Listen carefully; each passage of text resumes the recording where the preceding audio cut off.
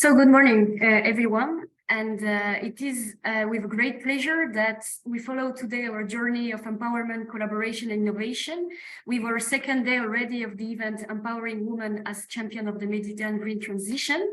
Today at PRIMA, we are very glad to have you all representing project coordinators, research team, and also professionals from various sectors committed to sustainable development. Without further ado, I would like to give the floor to Antonella Ottino, project coordinator at PRIMA, and she will be delivering the opening remarks. So please join me in giving a warm welcome. Antonella, the floor is yours. Thank you very much, Lucille. So good morning and welcome to all of you joining us today. I'm Antonella Ottino, the PRIMA program coordinator. And I'm really glad to kick off this workshop organized by PRIMA as a partner event of the European Week. Our objective today is to explore how we can better weave gender perspective into research and innovation projects. This is important because gender equality is not just a basic human right, but also a springboard for sustainable development and green transition. And you might wonder why gender plays such a central role in this context. The answer, which we'll uncover in this workshop, is quite simple. Including gender perspectives empowers us to fully utilize the skills of all individuals, regardless of their gender. And this approach allows us to more effectively address gender-specific challenges and opportunities in the green transition, increasing our chances of success in making a more enduring impact. It is critical to underscore that gender equality and women's empowerment are key catalysts, not sidelines, to sustainable development. By integrating the gender dimension, we can in fact mobilize the unique skills of both women and men as agents of change, innovators and key actors in sustainable development during the green transition. And incorporating the gender dimension in research and innovation projects isn't merely a token gesture for inclusivity, but it boosts the relevance, effectiveness, and impact of such projects. So this approach equips us to recognize and tackle gender-specific opportunities, enhancing the chance of positive outcome and impact. In PRIMA, as Mohammed Baghi yesterday had the chance to discuss and to present, we are really committed to ensuring women represent 50% of our boards, expert groups, and evaluation committee. We also try to prioritize gender balance in our research team, which we believe a rich perspective in leading the green transition in the Mediterranean region. So today, we are really privileged to feature an accomplished lineup of speakers who will emphasize the importance of gender perspective in the Mediterranean green transition. We have planned a roundtable discussion on gender-responsive approaches in sustainable agriculture and system, with a spotlight on vital roles of women and gender diverse individual plays. We will conduct a session on gender-responsive research methods to help you identify biases and arm with your strategies for gender-inclusive research. And we'll also share practical insights through example case study where the gender dimension has been successful embedded in an R&I project. And those case studies will come from PRIMA project and any CDC-MED projects.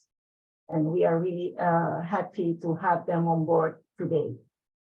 So we designed this training to enhance your awareness and understanding of the gender dimension integration. We aim to provide with effective strategies, tools, practical example to improve your project outcomes.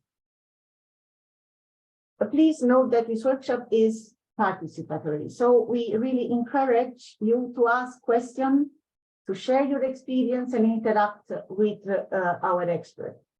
For this reason, we have allocated time for questions at the end of each session. So please feel free to answer to ask the question you deem appropriate. And now I'm really delighted to invite Anne Pepin from the European Commission Director General for Research and Innovation to speak. And as part of the unit focused on democracy and European values, notably the gender sector. And she has been instrumental in promoting gender equality policy with the European research area. Her work in implementing these policies through provision in the Horizon Europe framework is really invaluable. So, and we are eager to hear your insights, and the floor is yours. Thank you, Antonella. Good morning, everyone. It's really a pleasure to be with you this morning. So I'll try to give you an overview of, and I'll try to share my screen first. Sorry. Let's see if this works. Tell me if you do see my slides. If I manage to do the slideshow.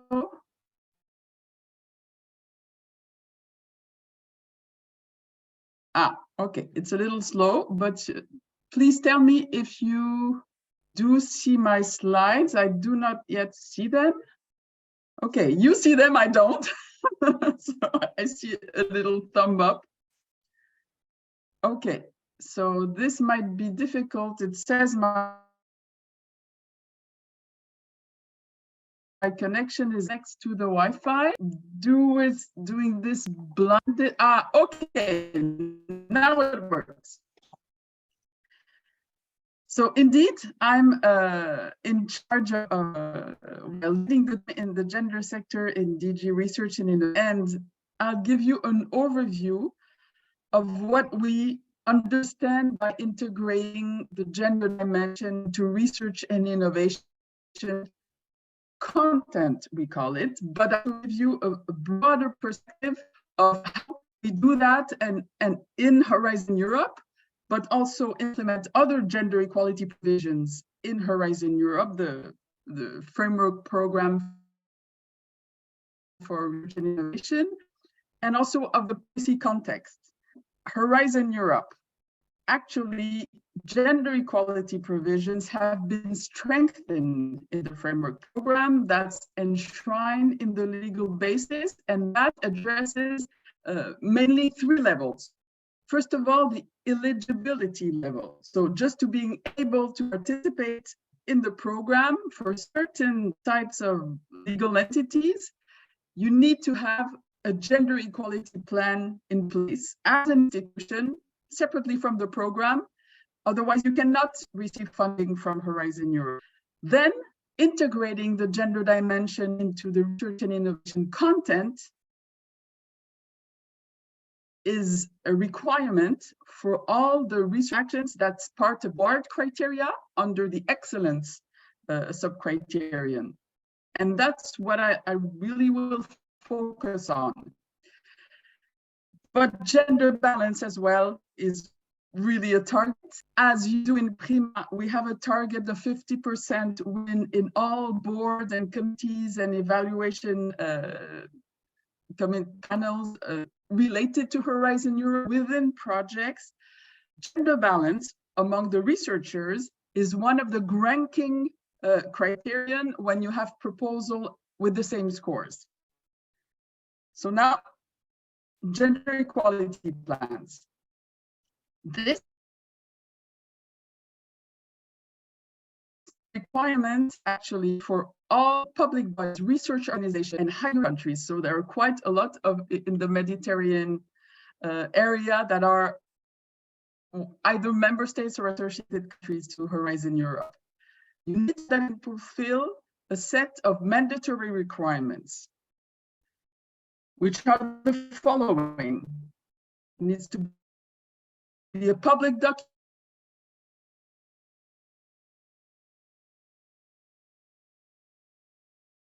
document endorsed by the highest level of the institute.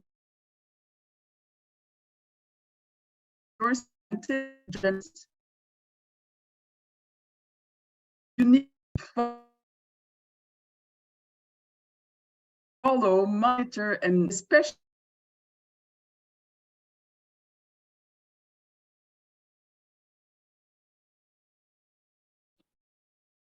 I think we have a few issues with Anne. Maybe it's her internet that is now not working correctly. And I see she left the meeting. So we will see. No. So you missed part of my talk? So sorry, Anne. Yes, now I do hear you. Do you hear me? Yes. Okay. Now I do So hear you. wait, because I'm still working. I will try to. Sorry. I will. Do you hear me better? Now we do hear you well. Yes, but I think we've been missing a few. I'm gonna move. I'm really sorry for this. No problem. Okay, just wait a second.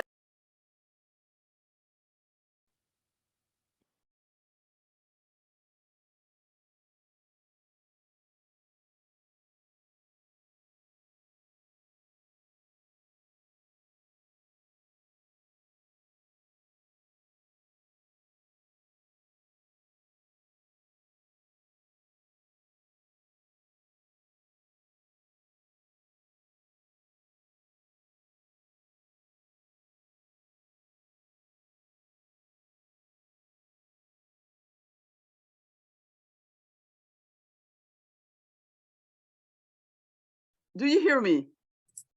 No, I do hear you well. Okay, okay. So I moved room. I'm really sorry. So I guess you missed what did you not hear? When did I stop? I think we've missed the last slide. Okay. So very quickly, I'll share again. I'm sorry for this. It's not normal. Normally the connection is good, but so. Now we can hear you better. Okay. Sorry, because I thought I was right next to the Wi-Fi. Okay, so did you? Oh, it's perfect. You saw this slide? Yes, we were on it. This as well? Okay, so I presented the mandatory requirements.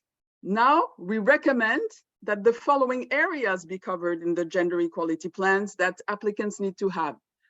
5 recommended areas, so work-life balance and organizational culture, gender balance in leadership and decision-making, gender equality in recruitment and throughout the career progression, integrating the gender dimension into the research and teaching content. So already as an institution, what you develop in teaching is also important to have a gender perspective, and measures against gender-based violence, including sexual harassment. To help applicants understand, we have developed quite a number of tools and activities. I won't detail them, but you have the links there. You will have my slides. But what I'd like to highlight more particularly is a guidance that we produced in 2021 that gives practical examples of what each of those 4 mandatory requirements and 5 recommended thematic areas entail, with concrete examples from different institutions, and also many projects that we have funded under Horizon 2020, under the Science with and for Society program, funded the implementation of gender equality plans and have developed many tools and concrete examples. And for example, these two projects involve Mediterranean partners in particular. Gender Smart, you're quite aware, because I understand that you will have a presentation from one of the former project partners of Gender Smart. And Target is another project that's developed and implemented and evaluated gender equality plans. And you can see there are also quite a number of Mediterranean institutions that were involved. And you can go to their website and have concrete examples of their achievements and what they have developed. Now, in the guidance we developed, there's, as I said, also recommendation on what it means to integrate the gender dimension. Science Foundation Ireland, so not a Mediterranean country, they have really required that applicants consider the potential biological and sociocultural dimensions as key variables, key analytical and explanatory variables in their research, and they have to demonstrate how they give full consideration to this. The German Environment Agency also has implemented gender mainstreaming, and you need to have a gender impact assessment process for the approval of research projects. And then some of our other gender equality plan implementing projects, such as Gearing Roles or Garcia, have developed specific tools for the integration of the gender dimension. But now let me go a little more in detail of what this entails for us. As I said, it's a requirement, it's part of the excellence criterion, it's part of the methodology, of the soundness of that methodology of your research project. And here, what we understand at Commission level by the gender dimension, it is not gender balance. It doesn't have, it's not about who does the research. It's about the research design and its content itself. And we use the gender dimension as an umbrella term referring to the integration of sex-based analysis and or gender-based analysis into the design and the content of the research and in the innovation itself.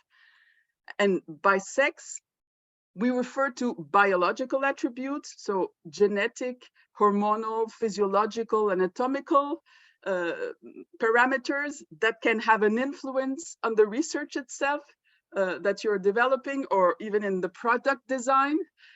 And gender, which refers to socio-cultural norms, attitudes, and relations that together shape what we consider feminine and or masculine behaviors, and often putting a hierarchy between the two. And gender structures societies and organizations, and that also affects the research, the knowledge, the products, the technologies.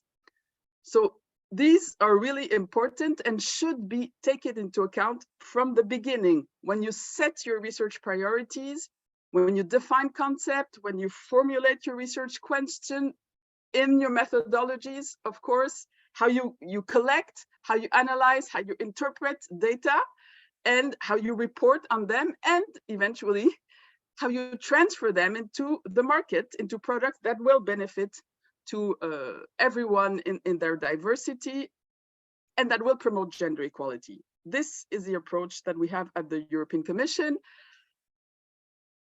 In the topic description, it's mandatory unless there's a certain sentence that say, okay, in this field, for example, if you're developing a very specific fabrication technique that is not directly related to sex and or gender as variables, then you don't need to do it. Otherwise you do. And if you don't, you have to justify why you're not doing. Show that there's not prior literature.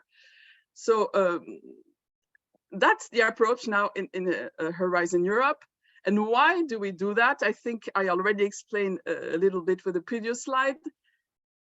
And more specifically, that every cell, every tissue has a sex, and every person is gendered. So that covers a lot of research, and taking that into account, potential biological sex differences and sociocultural gender differences will bring reproducibility to the research, more rigor, also foster creativity, and it reflects the needs, the behaviors of all people, and it gets goods better suited to society.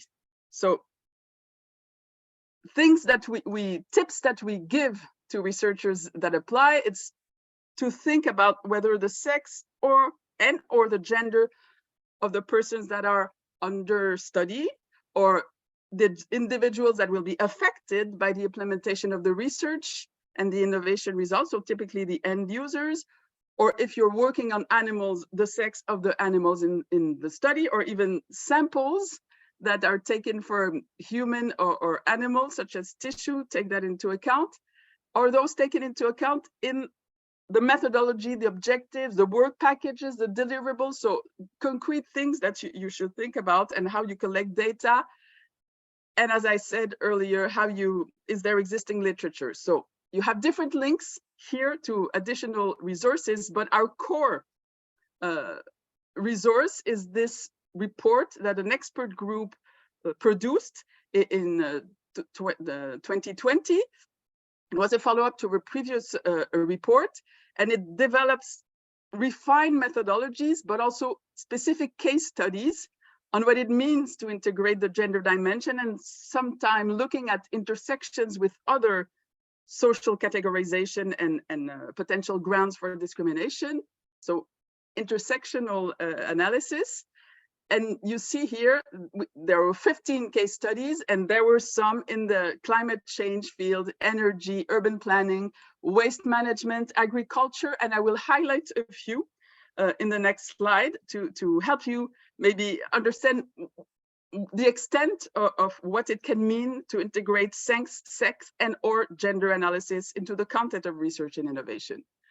So this example is quite surprising. It's about marine science, and actually, so it's really about marine species and the fact that sex determination depends on temperatures in some species. For example, in the great turtles that are next to the northern Great Barrier Reef in Australia, climate change, acidification of oceans will affect the determination of sex of these animals.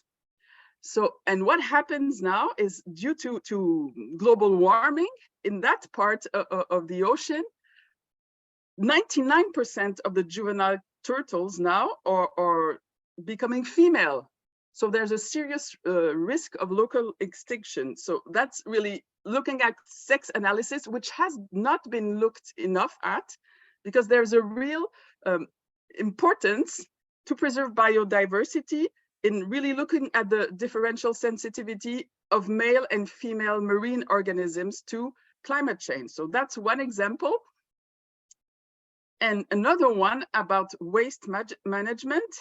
So this case study really looked at different projects funded under Horizon 2020, such as urban waste and waste for think. And they focused on how to collect gendered waste behaviors and how to try to intervene to change the users' behaviors. And the urban waste project, for example, developed an application that was very much about gamification, to where you have to put and choose which good practices in recycling, avoiding food waste, refilling reusable water bottles, and you get points. And what this app showed is also, and you can see here in the figure, is that men tend to pay less attention than women to green behaviors, let's say, and with this application, their participation increased. That's one example. Or the Waste for Think project, actually, in a region in the Basque Country, they developed citizen cards, and a system called Pay As You Throw. So they really could calculate how each person in a household, analyzed by sex and gender, how they were throwing away their waste and what was part of it. So that's two examples of gendered sex and gender analysis. And a third one, case study developed for agriculture that looked at a specific project that was actually wider than just European project. to increase the agency of women in Bangladesh, where traditionally women do not fish. It's more men that do fish, actually fish larger fish. And by optimizing nets for catching small fish, they developed an activity with women and had coaching and on negotiation skills, assertiveness, but also workshop for husbands, in-laws, neighbors, and men to how to support this new role of women in cultivating and catching fish, small fish, with these nets. And that's also very linked to the Genovate project. And if you want more information, you have the links here. This was really to develop larger scale methodology on how to integrate social processes, gender norms, and try to transform these for large scale agricultural R&D programs. And I'll try to go much faster now on the other aspects of the provisions for gender equality in Horizon Europe. So gender balance in research teams, I already said that. That's actually not the first ranking criterion for a proposal with the same score, the third one.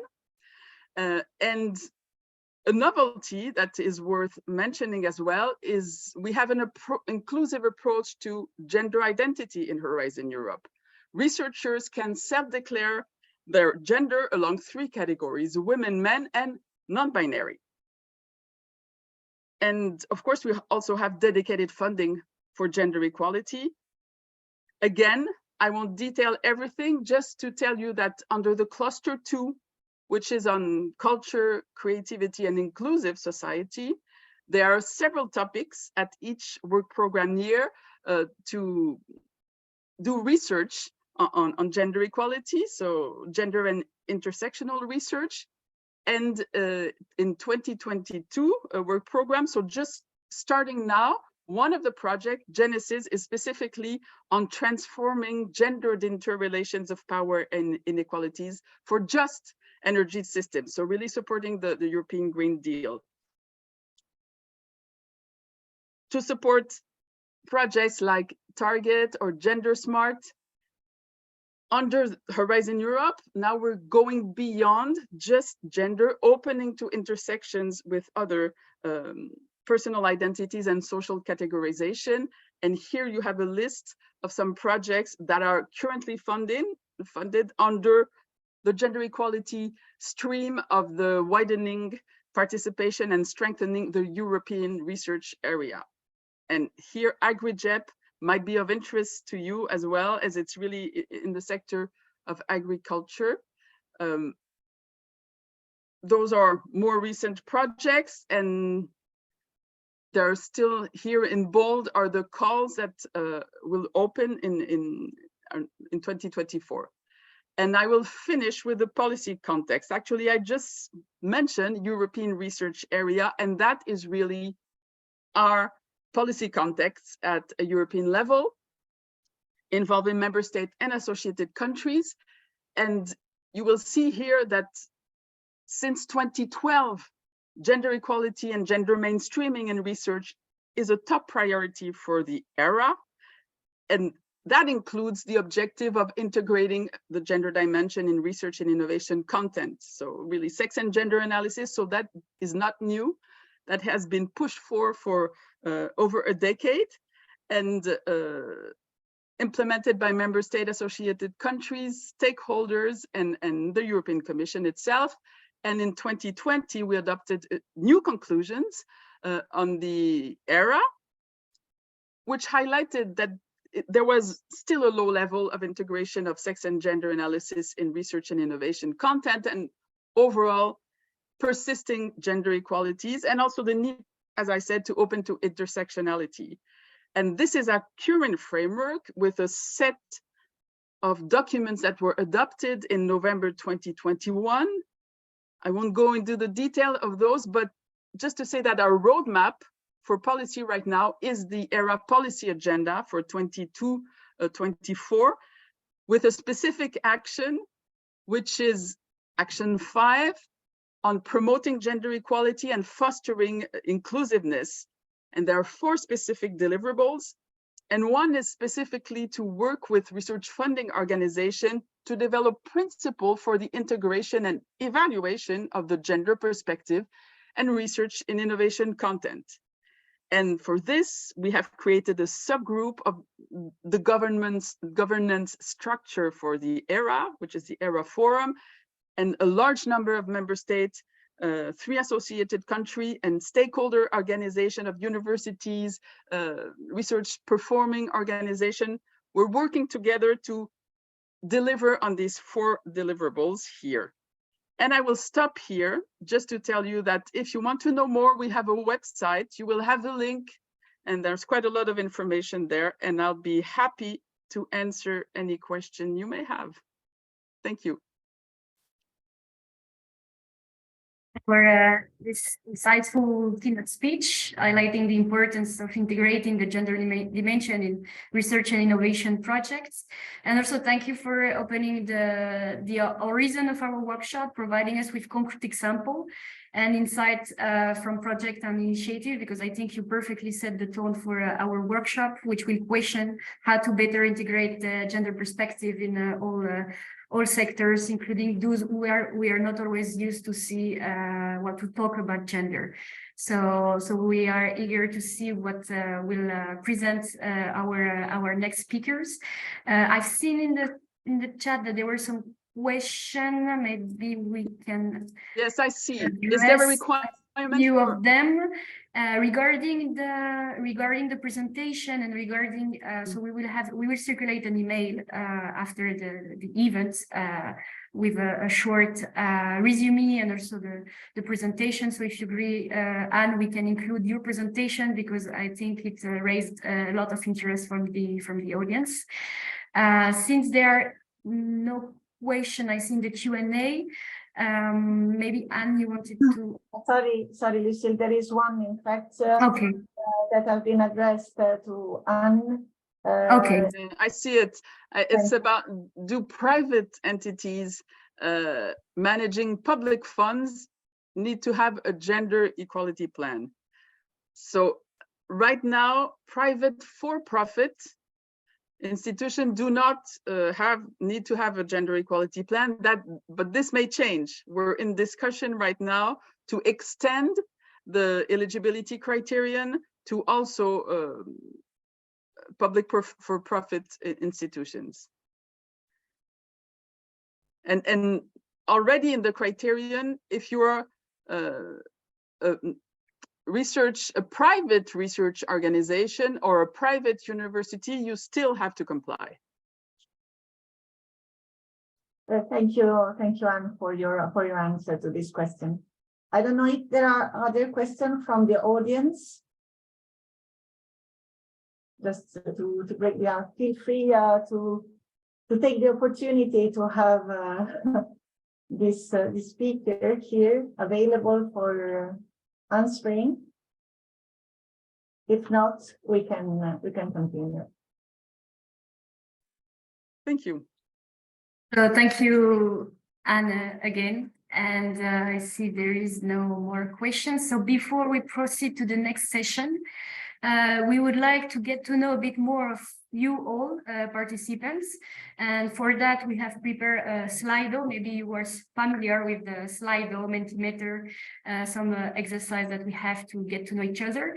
So if you can please reach your phone or your computer and go to slido.com. I will give the floor to my colleague Mohamed Vaghi, who will from project officer at PRIMA, who will guide you through the Slido. So this is the first Slido to take the temperature and get to know you better, and then we will have a second one later on during the session. So I will leave the floor to Mohamed now. Okay, thank you so much, Lucille. Good morning to all of you. As Lucille said, that it is now the time to play some games together to know more about you. So you can use your camera and your mobile to scan this QR code, or if you are using your laptop or your computer, you can just go to your browser and just text slido.com. You will find the hashtag, just write down PRIMA so you can log in to this survey or this game that we are going to play.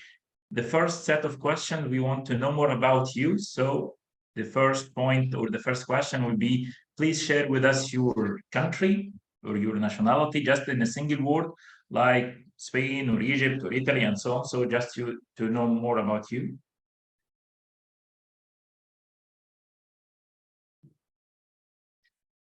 Okay, maybe you can give maybe a few seconds.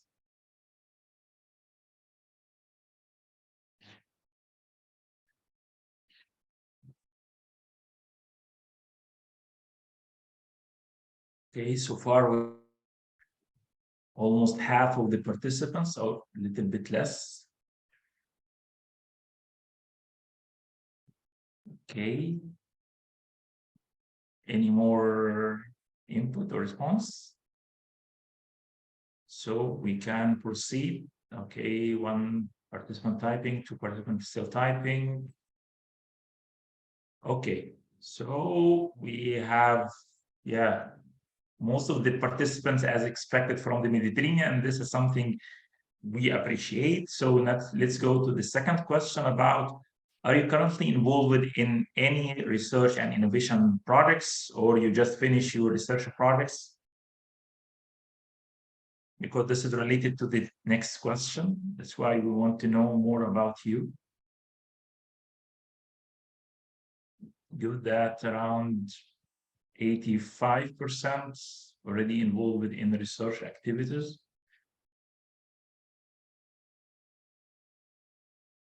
Okay. Then the second question will be about, okay, which program that you are involved with like your projects, if you are involved with or participating before in projects like, is it PRIMA or in ICPC-MED, you can select more than one. Maybe you have like PRIMA and Horizon Europe, for instance. So you can select more than one option.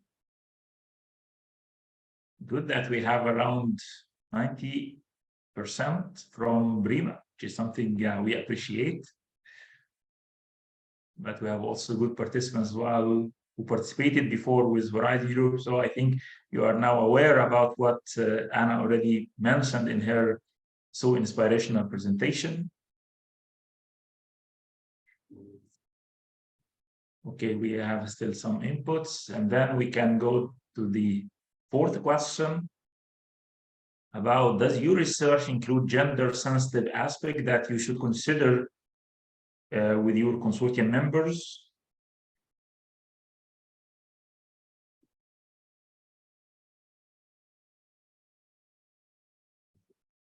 It's almost, it's high competition now, shoulder to shoulder. Okay, so the last question for this morning session, it's about your gender. Okay, so if you can share with us your gender, or you may prefer not to mention. Wow, this is very good. This is even better than the last year conference that we had. We had at that time around 70% of the participants were females. So this year it's around 80%. This is really nice. So thank you so much. So we will stop here the morning Slido, but we will come back to you after session 2 to know more about you and also to listen from your side. Thank you so much, and we stop here and back to you, Lucille. Thank you, Mohammed, and also thank you all for participating. It's good to know you a bit more and to see who is in the audience today. So now that we have known ourselves a bit more, it's my pleasure to introduce Maroun El Moujaber, who will be moderating the next session. Before I hand over the floor to Maroun to present the speaker, let me provide a brief introduction about Maroun. So Maroun El Moujaber is a senior officer at CEA Mbari since 2005, and he brings a wealth of experience in agriculture, project coordination, and gender equality. Maroon plays a key role in CM Barry Doctoral's platform, where he's actively involved in the Global Service Facility that is supporting the European Commission Directorate General for Research and Innovation. And last, also but not least, is the chair of PRIMA's Scientific Advisory Committee that we call the SAC. So now, Maroon, the floor is yours, and I will let you present the speaker of this session, and the floor is yours. Thank you. Good morning. Thank you very much, Lucille, for everything, and good morning to everyone.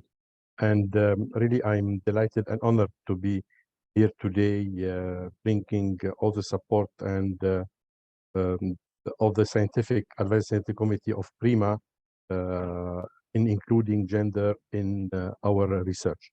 So our session, it's about gender-responsive approaches in sustainable agriculture and food systems. The objective of this session is to discuss how gender-responsive approaches in the context of sustainable agriculture and food system can be tackled, sharing examples and success stories, and examining the positive impact about including gender-responsive initiatives and to increase resilience and sustainable resources management. Indeed, changing mindset about gender in science is a great obstacle experts face, since sciences are usually conceived as gender neutral. The word sustainability is repeatedly used, but a virtuous cycle has to be created. Leadership is needed, and it's important to have a gender-sensitive person that finds it an important issue that needs to be raised. Therefore, leadership should be strongly committed. Moreover, gradual introduction of gender concept is necessary to make researchers understand why gender is relevant to their work. The subjects who are research are crucial to comprehend the importance of gender in science. It is important which researchers and how it's been searched.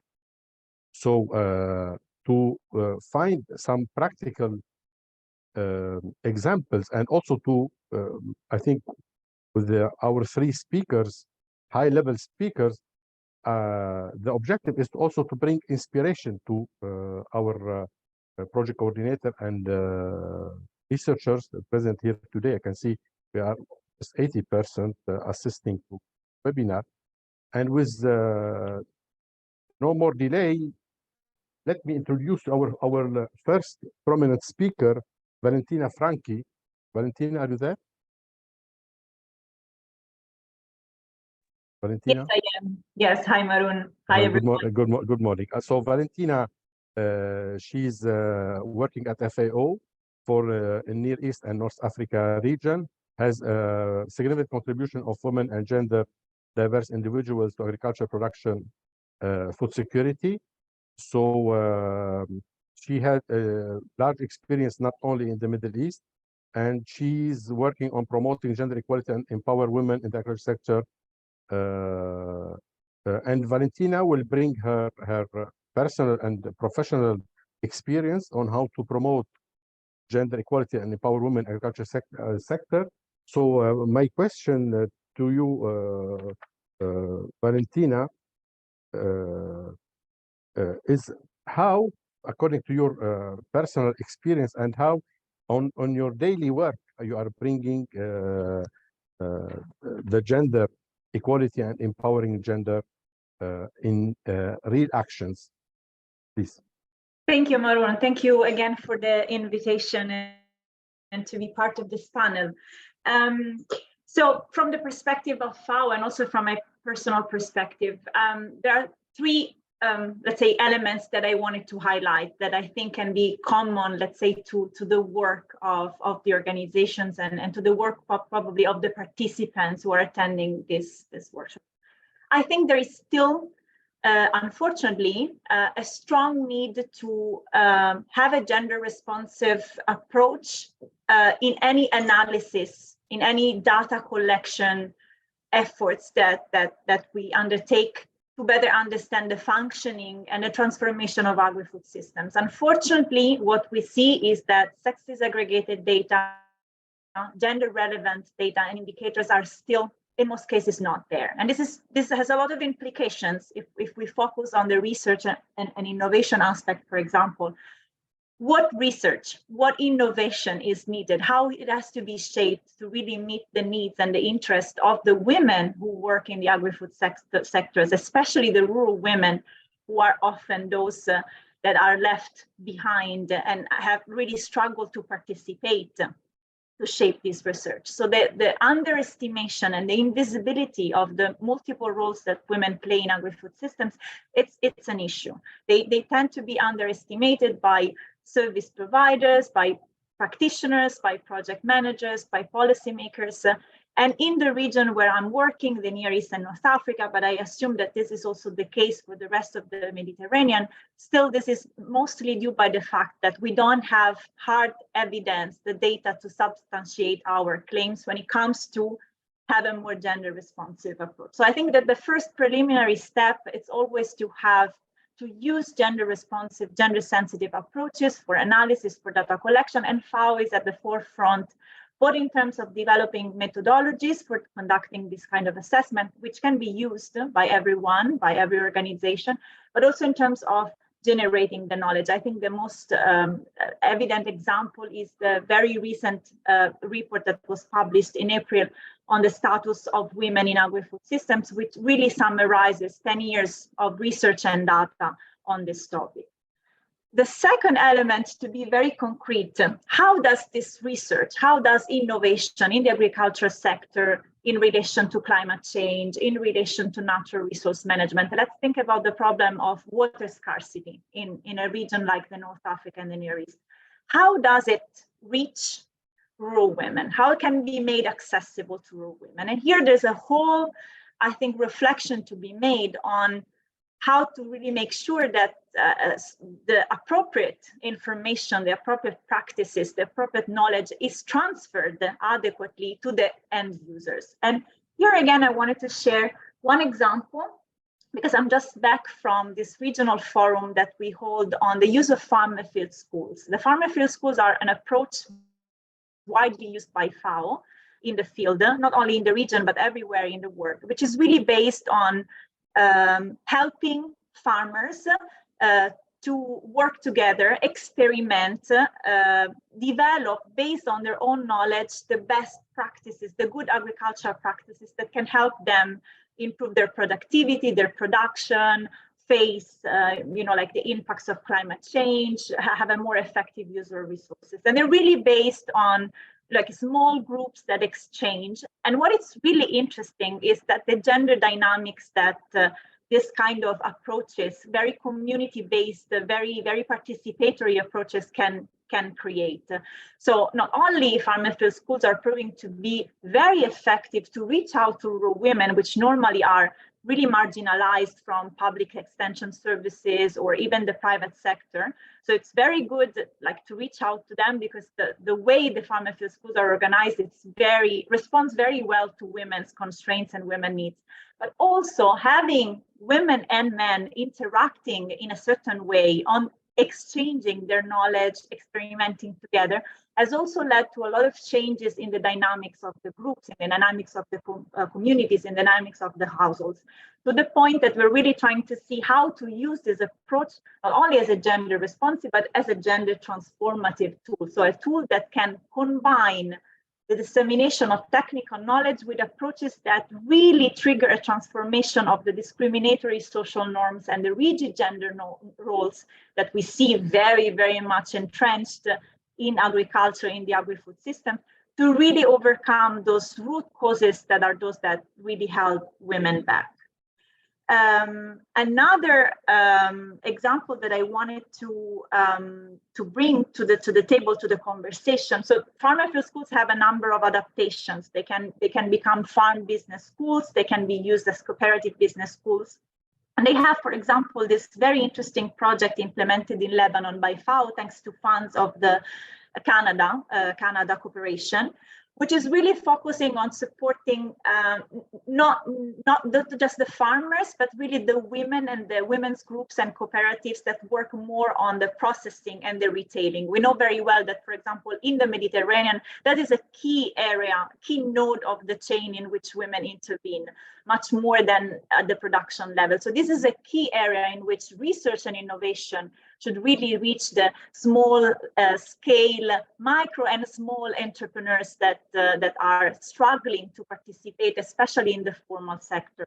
And that project was really interesting, the way it basically developed cooperative business schools, recognizing that women still struggle very much to access the information, the business management skills, the financial services, to really bring their groups, their capacities up to scale, in a very close collaboration with the Director General of Cooperative in Lebanon. So really linking the field work with the service provision, creating a new system of service provision, but very much linked to the public service and to the work of the Ministry of Agriculture. Sorry. No, sorry, Yes. Valentina. No, so you, I think it's a very relevant example on how to make the filière that you are proposing. Probably also I might ask you at the end to give some where we stand on the green transition, because the topic of our seminar webinar is about transition. Sure.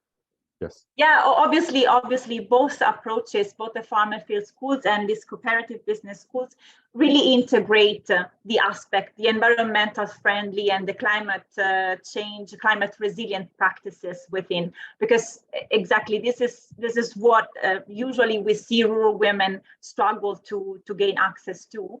But it's also true that if you don't link the business, let's say the environmental, the green aspect to a job opportunity, will be very difficult for farmers and for agripreneurs to take it on board.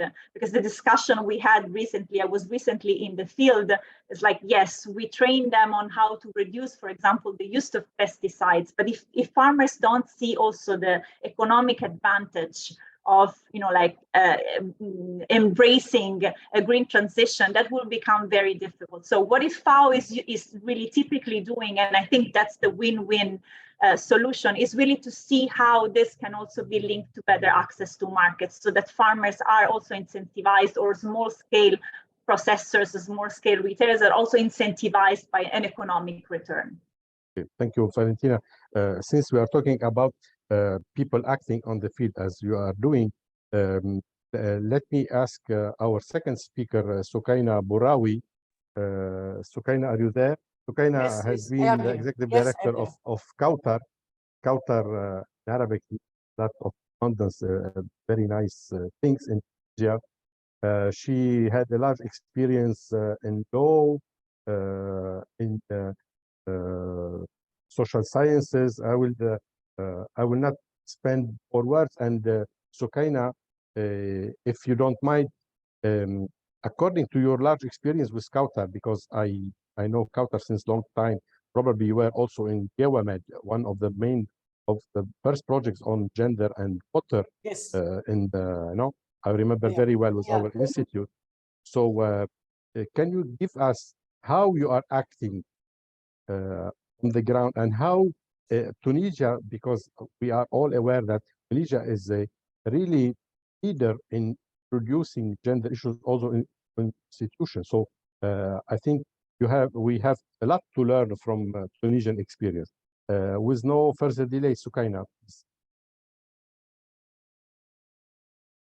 Yes, thank you so much.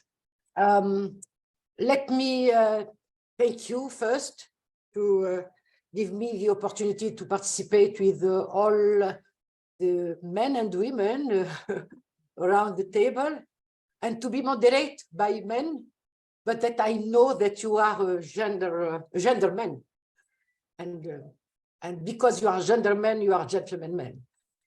Thank you, and I wanted to start with one remarks maybe that maybe nobody can speak about, is in terms of the difficulty of to work on the field in the 20 Arab countries, because Qatar is a center based in Tunisia, but we are working exactly with all the Arab countries, plus some African Francophonia countries. Maybe I want to speak about two small difficulties, because very quickly, but there are very big challenge for researchers and for the target group is the language. Because all the European calls and requests and discourses and narrative are in English, and you are working on the field with dialect and Arabs. And this is very difficult for us because the concepts and the translation are not always integrated, not only to the target group, but also to the researchers.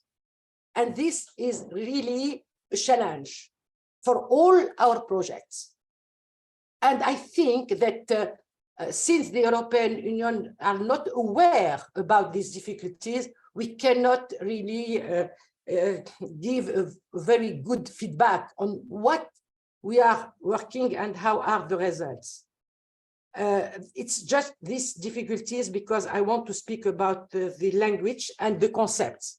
And the concepts are really the most important things now, because the difference between the sex discrimination and the neutral gender and the gender and all these concepts are not very well understood and not very well translated.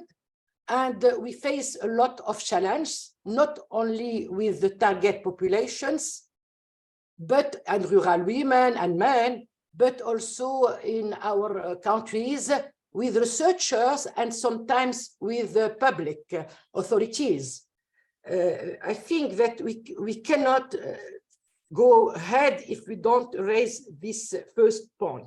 Now, what are the lessons learned and what are the challenges that I met and we met as Qatar along my 25 work in Qatar, and also a lot of my work is on the field and with Arab women and rural women. Maybe I can speak about 3 challenges for women and for researchers to speak about with women. The number one is the access. The access to versus the non-access, the inequality for men and women, sometimes when you are in the rural area with the degree, because women didn't access for everything, for information, to be aware about problems, to resources, to decision-making, even in the small cooperative or water management. And this is number one. Number two is really the knowledge and the technical skills, because if you want to change the world today and to change the structure of the agriculture and to have more technical skills, and we have to equip women with these skills, and this is a challenge. Number two, because we need money also. It's not only to give some training and to speak about and to engender them, is also to equip them with equipment and with technology and with digital tools and with access to technology and so on and so on, is number two. And number three, the challenge that we met, and with women and rural women also, is maybe the sustainability of our work. Maroon, you know that I was with you in PRIMA-MED 20 years ago. Yeah. And I continue with FAO, with Horizon 2020, and after 2030, and so on and so on and so on. I have hundreds of projects, but all these projects are small, 2 years, 1 year, and they are not capitalizing one with other.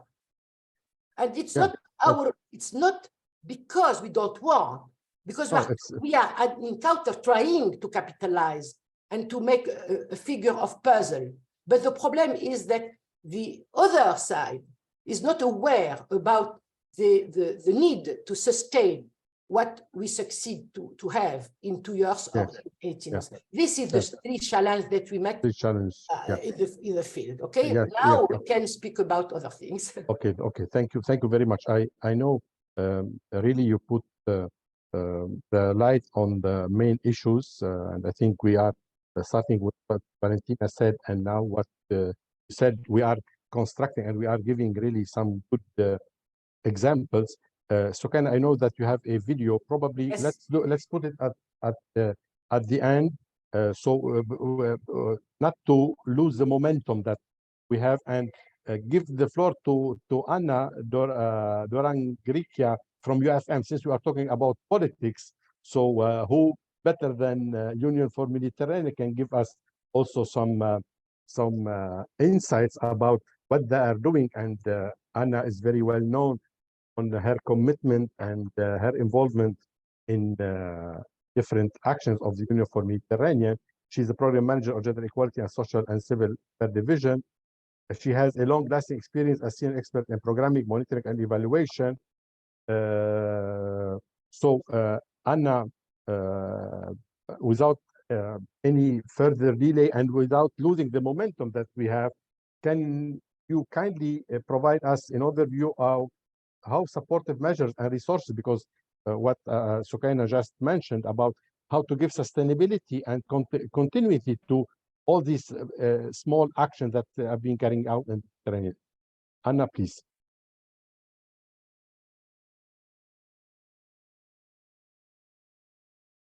Anna, can you hear me? You are muted, Anna.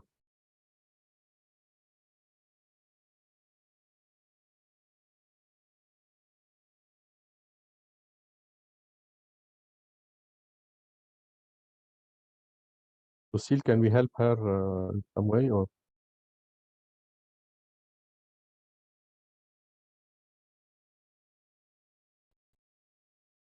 Anna?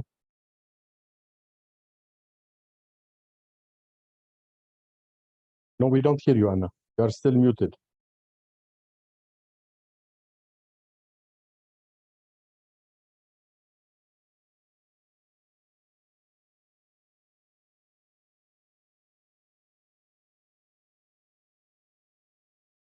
Right now.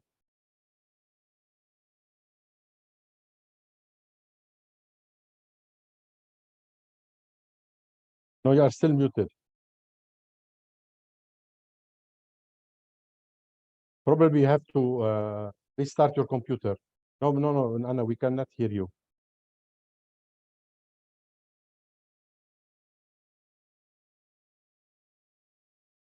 No.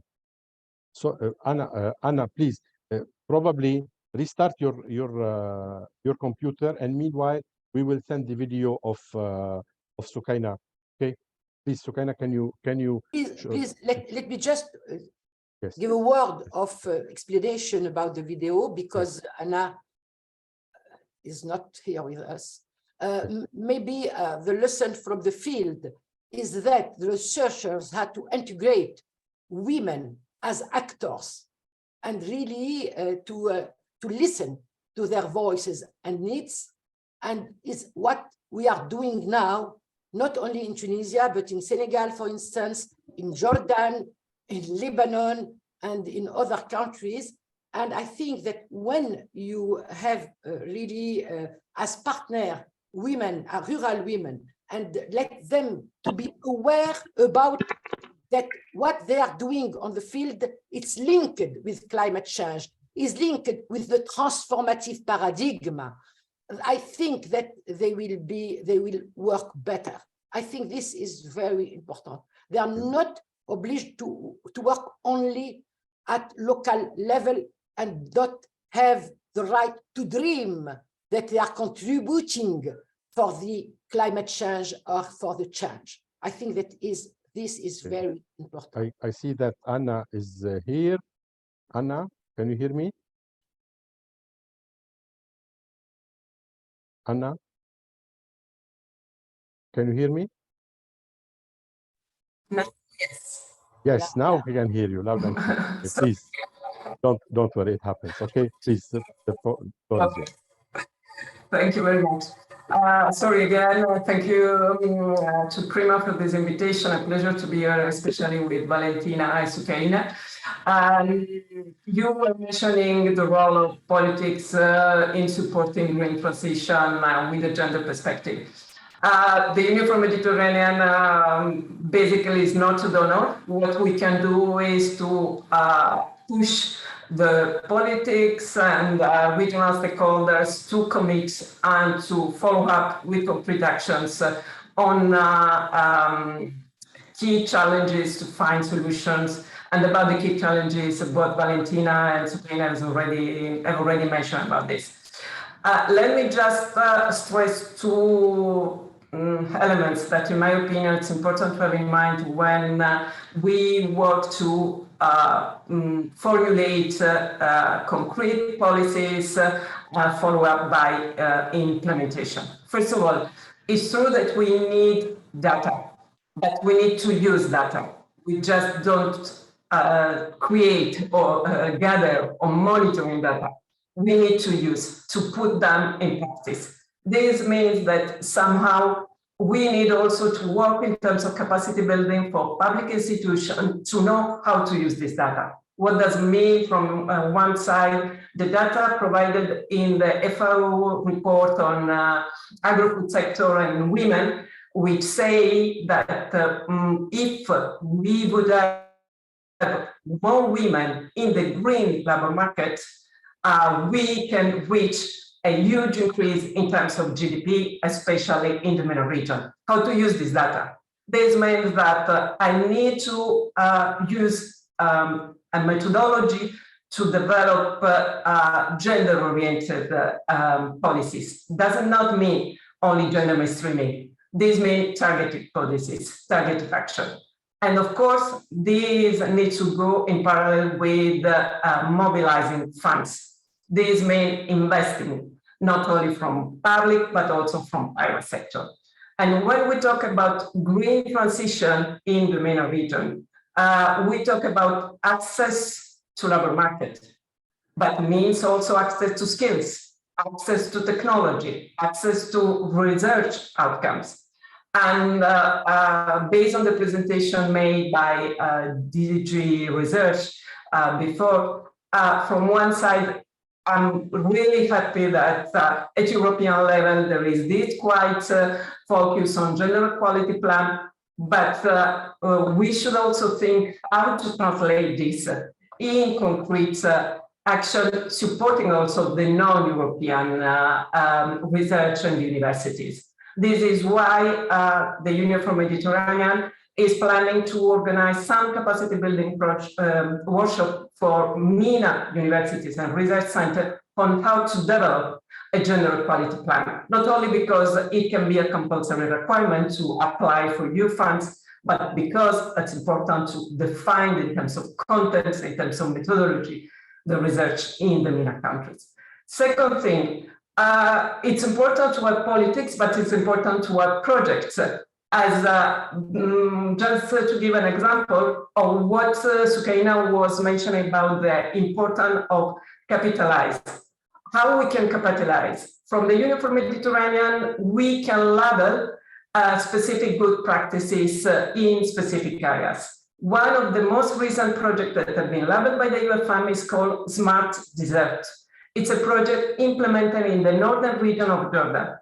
And the main objective is to support small business and farms managed by Jordanian and Syrian refugees in this area, working in sustainable agro-food production. This means that we are going to give them not only soft skills, but also equipment, also technology knowledge to improve their sustainable production, take into account the dimension of local communities, not just imposing external constraints, but take into account the local production system, the local traditions, and from the other side, to give them access to the local market. Because when we talk about green transition, we talk often about rural areas. And we forget that if we want to make the green transition sustainable, this means that we have to think to a value chain, meaning from local community, but also to urban area. Because when we talk about green transition, we talk about peri-urban agriculture, we talk about local market production, we talk about sustainable agriculture. Last point that I want to mention is the link between the green and tech transition. There is a risk, in my opinion, in all the countries of a polarization, meaning from one side, we are seeing a lot of attention, a lot of investment about the connection and the bridge between green and tech. But from the other side, there are also production that are not so tech-oriented. And the investment should also cover this part, because otherwise we will have a very high level, high skilled market demand, somehow hiding what is, especially in the MENA region, a lot of needs in rural areas with more traditional production that are, of course, needed in terms of organic production, in terms of biocertification, in terms of sustainable production.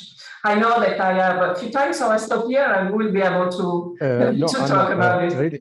I would like to thank you. I think Antonella, she gave me a very hard work, because we listening to you, Valentina and Sukaina, we can get enough. So it's really a big, also a pleasure. And I'm really sorry to interrupt you. But before going to the video, I will give the floor to each one of you for a 1-minute message, and then we conclude, and then we can show the video. Okay. But really, thank you, because you gave concrete examples and concrete témoignage of what you are doing and how you are doing. So, Valentina, please, a spot message, please. No, I just think that, I mean, rural women are really key for this green transition. They can play a key role, but they are clearly an untapped potential. And I think we need to really strategize and capitalize on what has been done so far to really bring up to scale approaches that provide them with equal opportunities, not only to contribute, but to benefit. Because, you know, like I'm really afraid that the green transition will be another weapon to keep them really behind, to leave them behind. So it's time really that we think about who are the people that we want really at the center of this green transition. That would be, for me, like, never forget the rural women who are really like the key players. Yeah, no one should be left behind, especially key actors like rural women, because when we want to have a good time, we go to the rural area. And if we have good time in the rural area, because there are women there care of the rural area. Sukaina, what is your message? You are muted, Sukaina. Sukaina, you are muted. I have two messages, not only one. Yes. The first one is that researchers and donors have to understand that gendered power relations in very, very local context and social norms and challenges that faced women in agriculture or rural, it's not exactly the same areas, have to be interrogated, is number one. Not only for women and men, but also for researchers and for policymakers.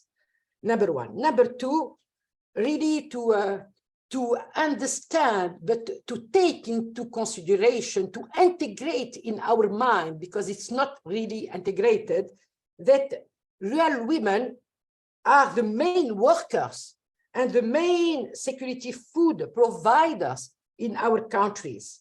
They are not outsiders in projects, and they have their knowledge, their know-how, their rights to plan and to be responsible on the results, but also to benefit concretely through these projects, this one or the others. I think this is the main message. It's not only papers, it's not really reports, it's not city data, it's not researcher using data for report and research, is how rural women and men and families and communities can benefit really from the projects, is my really concrete message. And I don't always succeed to do that. But we have to try. We try. And keep trying. We try. Okay. Thank you. Thank you. Anna? Thank you very much. My message will be quite short, and I'm not trying to repeat it in all the events and discussion that we had. We talk about women as target group. We talk about women as a vulnerable group, especially when we talk about rural women or women living in rural area or working in agri-food system. A lot of time we forget that we need them.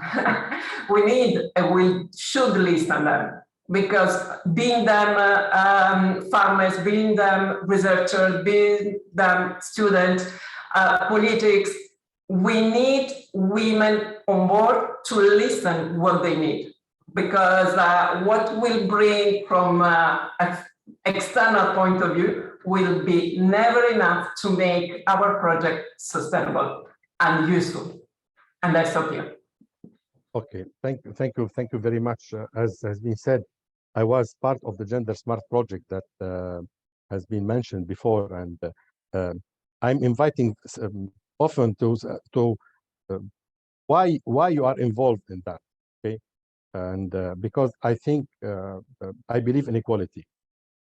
So this is why we to bring people that really believe, and I will state a final message that has been taken from the conference of Gender Smart that takes place in Brussels, and I'm here glad to see Nadine, the coordinator of Gender Smart. High-level science is important, but this expertise should be linked to the local communities work with. Knowledge must be practical, and progress is not linear. So I think with this message, I will leave the floor, Sukaina, if you can share your video or send the link so we can send it. Okay, and after You can do that, please. Yes, I will try to share my screen.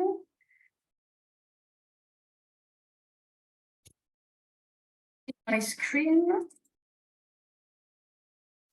And do you see the video? Is one of our projects with the European Union project Innov Agro Women. Innov Agro. It's about rural women, it's about agriculture, and it's about lessons from women. The sound? Do you have the sound? Sorry. Ah. Do you hear the sound? Oh, no. You can only see the...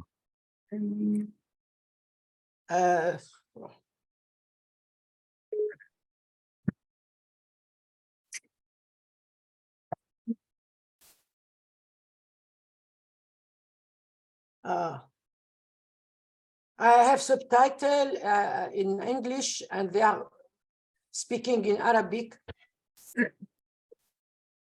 I will let it with the subtitles. Okay, but you can restart, please.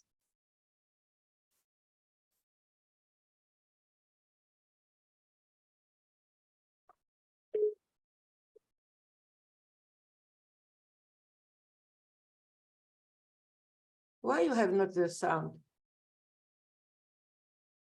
I do have it on my screen, but it doesn't display with the...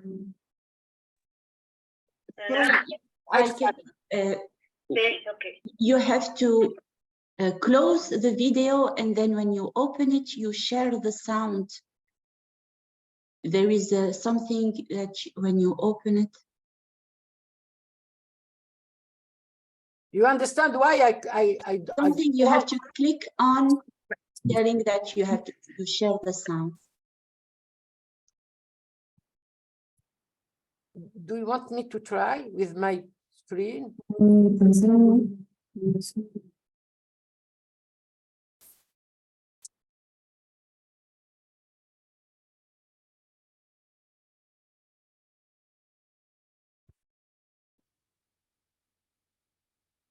descargas.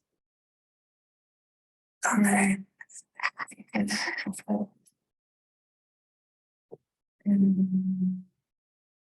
60.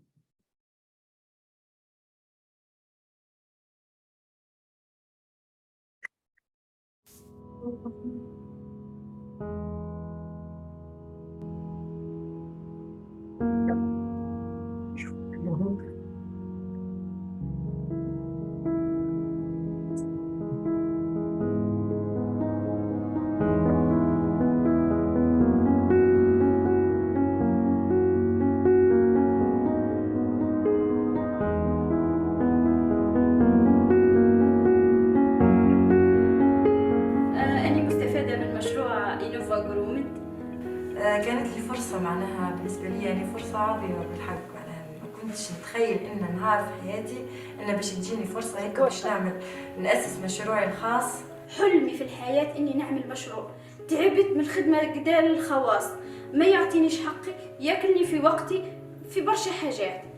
نحب نعمل مشروع، نحب نكون قدوة لبرشا ناس في منطقتي. فما برشا بنوت كيفي أنا في العمر متاعي يحب يوصل، لكن ما عندش شكون مثال باباها يقولها لا ولا أهلها يقولها لا.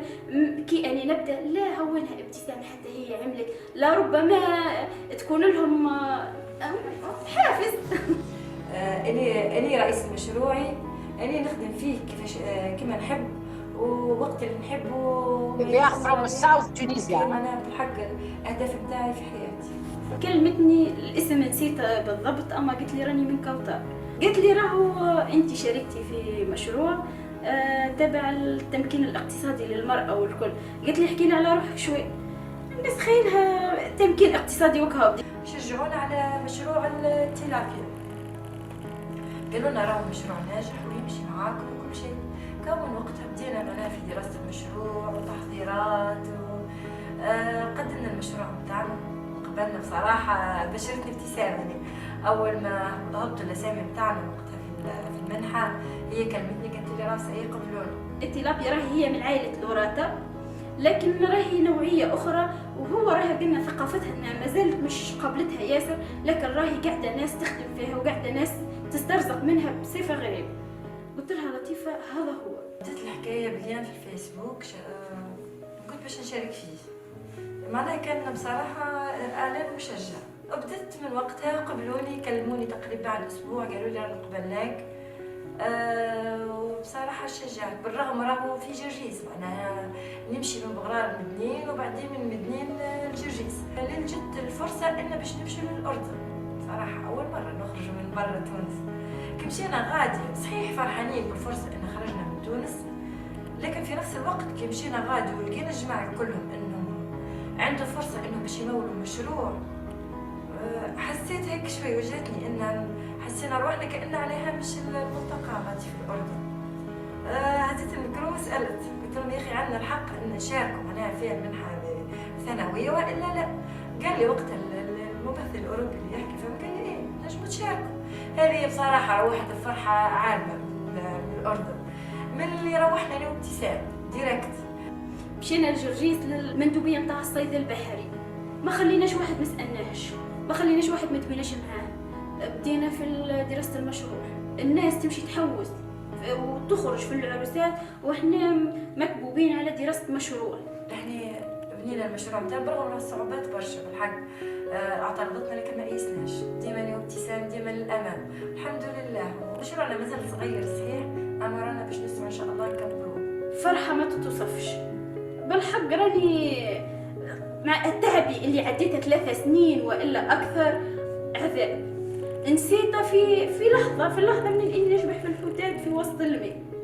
اي فرصة تجيكم في حياتكم ما تفلتوهاش، استغلوها على قد ما تقدروا. قدرة الله حتى توصلوا، فما حتى شيء مستحيل، كل شيء يصير في الدنيا. ومازال باش ننجح ومازال باش نوصل. واني من قبل قوية وكلام بابا يخصني اليوم زاد قواني ومازال باش نوصل. حتى اذا كان ما نجحتش راني باش ننجح، يعني هي ننجح هي ننجح.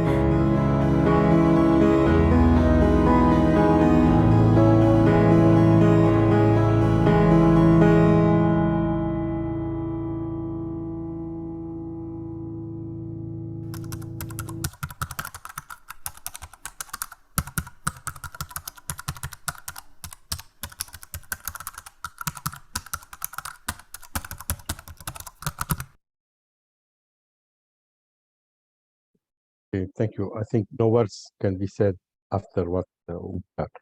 Okay. It is possible to change the world. The word. So Valentina, Sukaina, and Anna, thank you very much. And Lucille, the floor is yours. I'm handing you again. Okay, thank you very much. Thank you, Maroon. And first of all, thank you to my colleague Wahid who helped me putting the video, because I think it would have been a pity not having it, because it was a very nice video. And thank you so to Maroon, Anna, Sukaina, and Valentina for this fruitful conversation. So we're running a bit of time, but we want to provide the opportunity to our speaker to present the work. So we will jump now directly into the next session. That is entitled Gender Responsive Research, Method and Approaches. So in this session, we will delve into the important aspect of conducting research with gender responsive lens. And we will ask ourselves the question how we can integrate gender dimension into our project in research and innovation. So now get ready for an enlightening discussion. Without further ado, it's my pleasure to introduce our next speaker, who is Dr. Nadine Zakia-Rossis.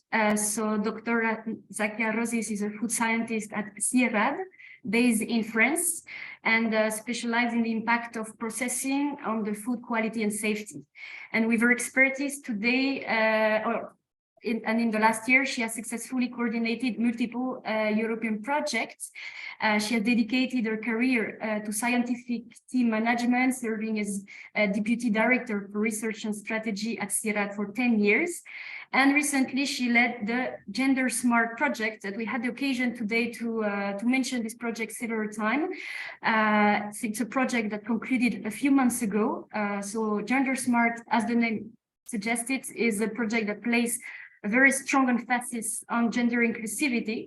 And we're very happy to get to know more about the projects through Nadine's presentation. So Nadine, if you are with us, the floor is yours. Many thanks, Lucie, for this kind introduction. I'm very pleased to be with you, and thank you for giving me the opportunity to share with you the experience that we had through Gender Smart project. I will share my screen.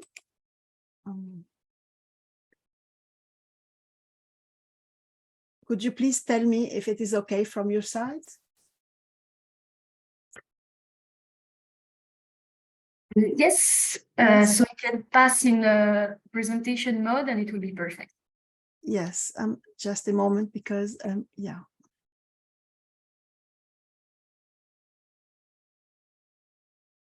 Is it okay? It's still on the PowerPoint mode. I don't know if you see it, if you can set up on, now it's perfect. We see the first slide. Okay, thank you very much. So I will start giving maybe a few words on the context, why to address gender dimension in research and innovation. And later I will explain very briefly, because of lack of time, the project in general and what were the main achievements we had. And later on, I will have a focus on gender in content, in research content.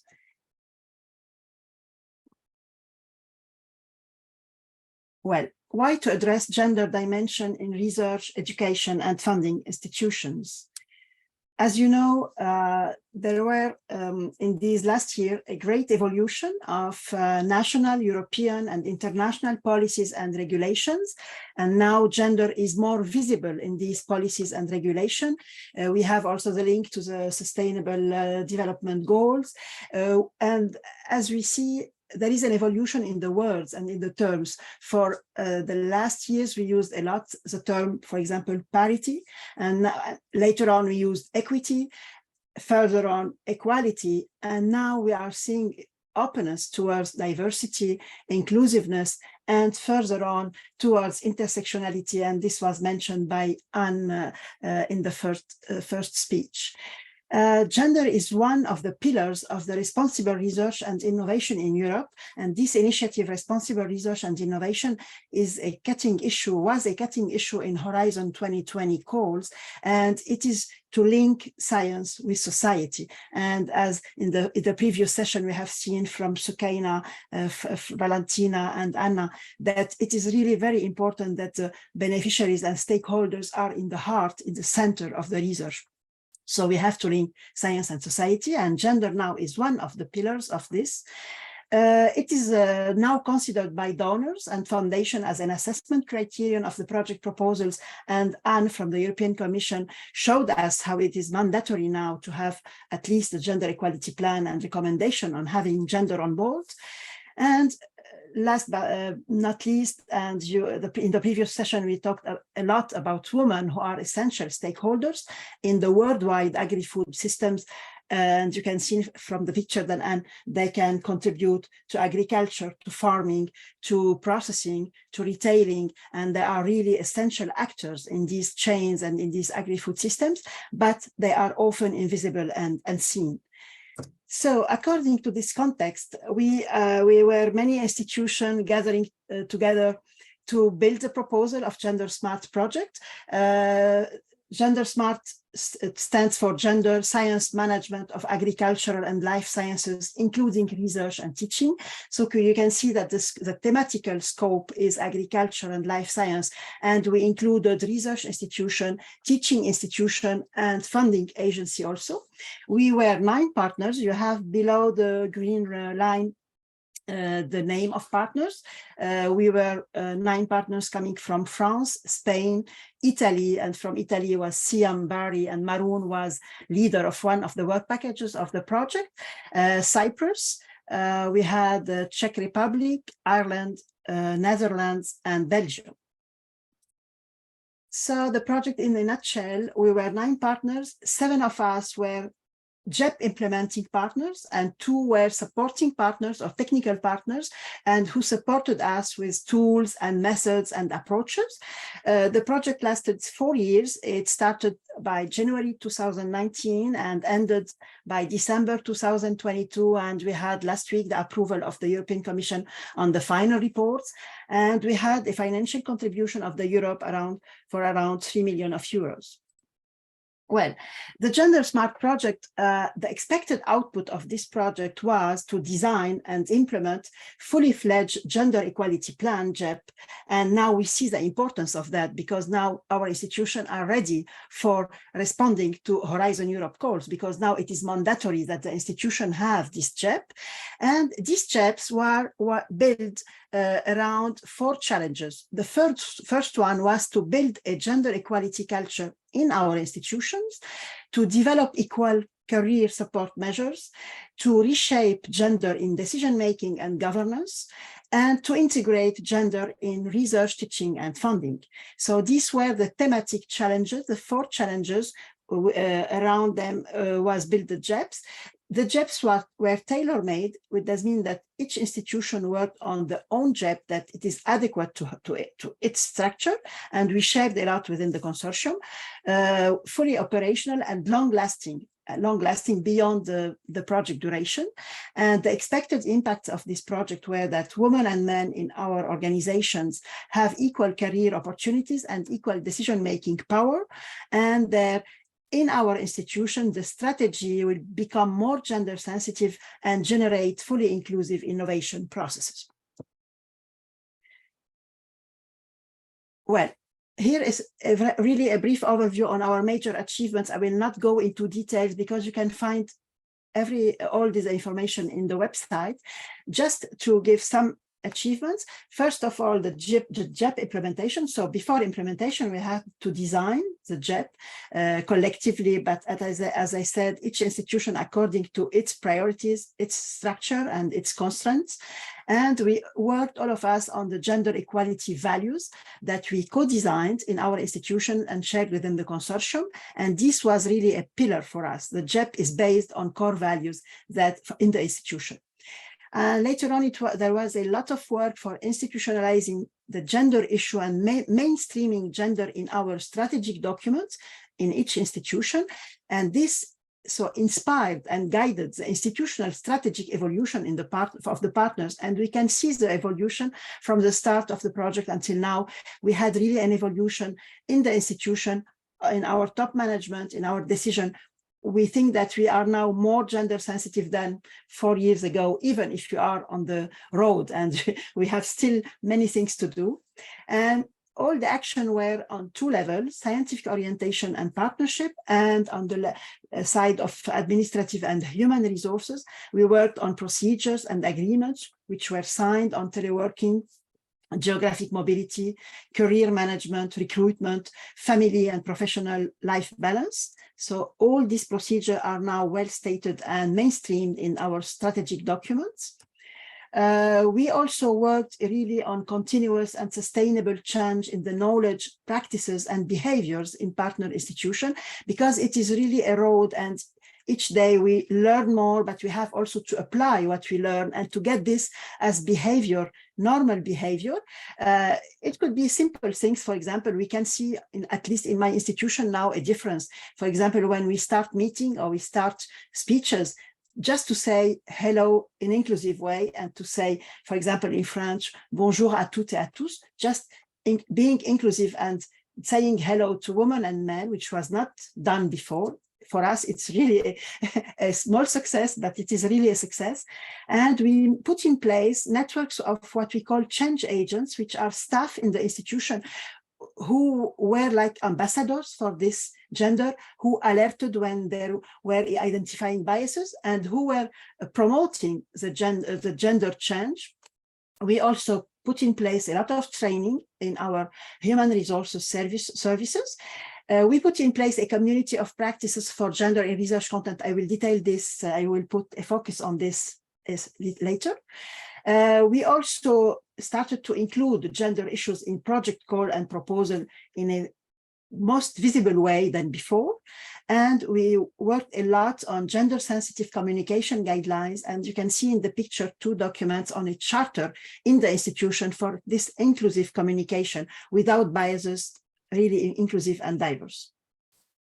We also put attention on the important growth in our institution and in our teams in terms of internal capacity for driving change, because it's very important. We worked at a consortium, but each member of the consortium was responsible to follow this internal capacity in his own institution to drive change.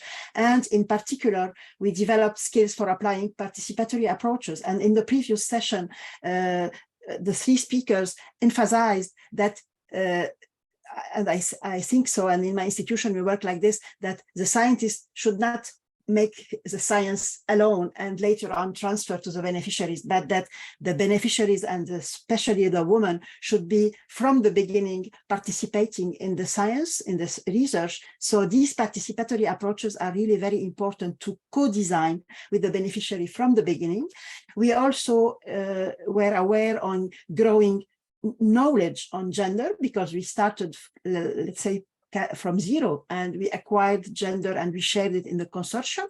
The competences in self-reflection on our institution, our reflection, our position on gender, and we put in place approaches for monitoring and evaluation, which is very important to follow change and to drive change. We also put in place different actions on experience sharing, communication, and dissemination.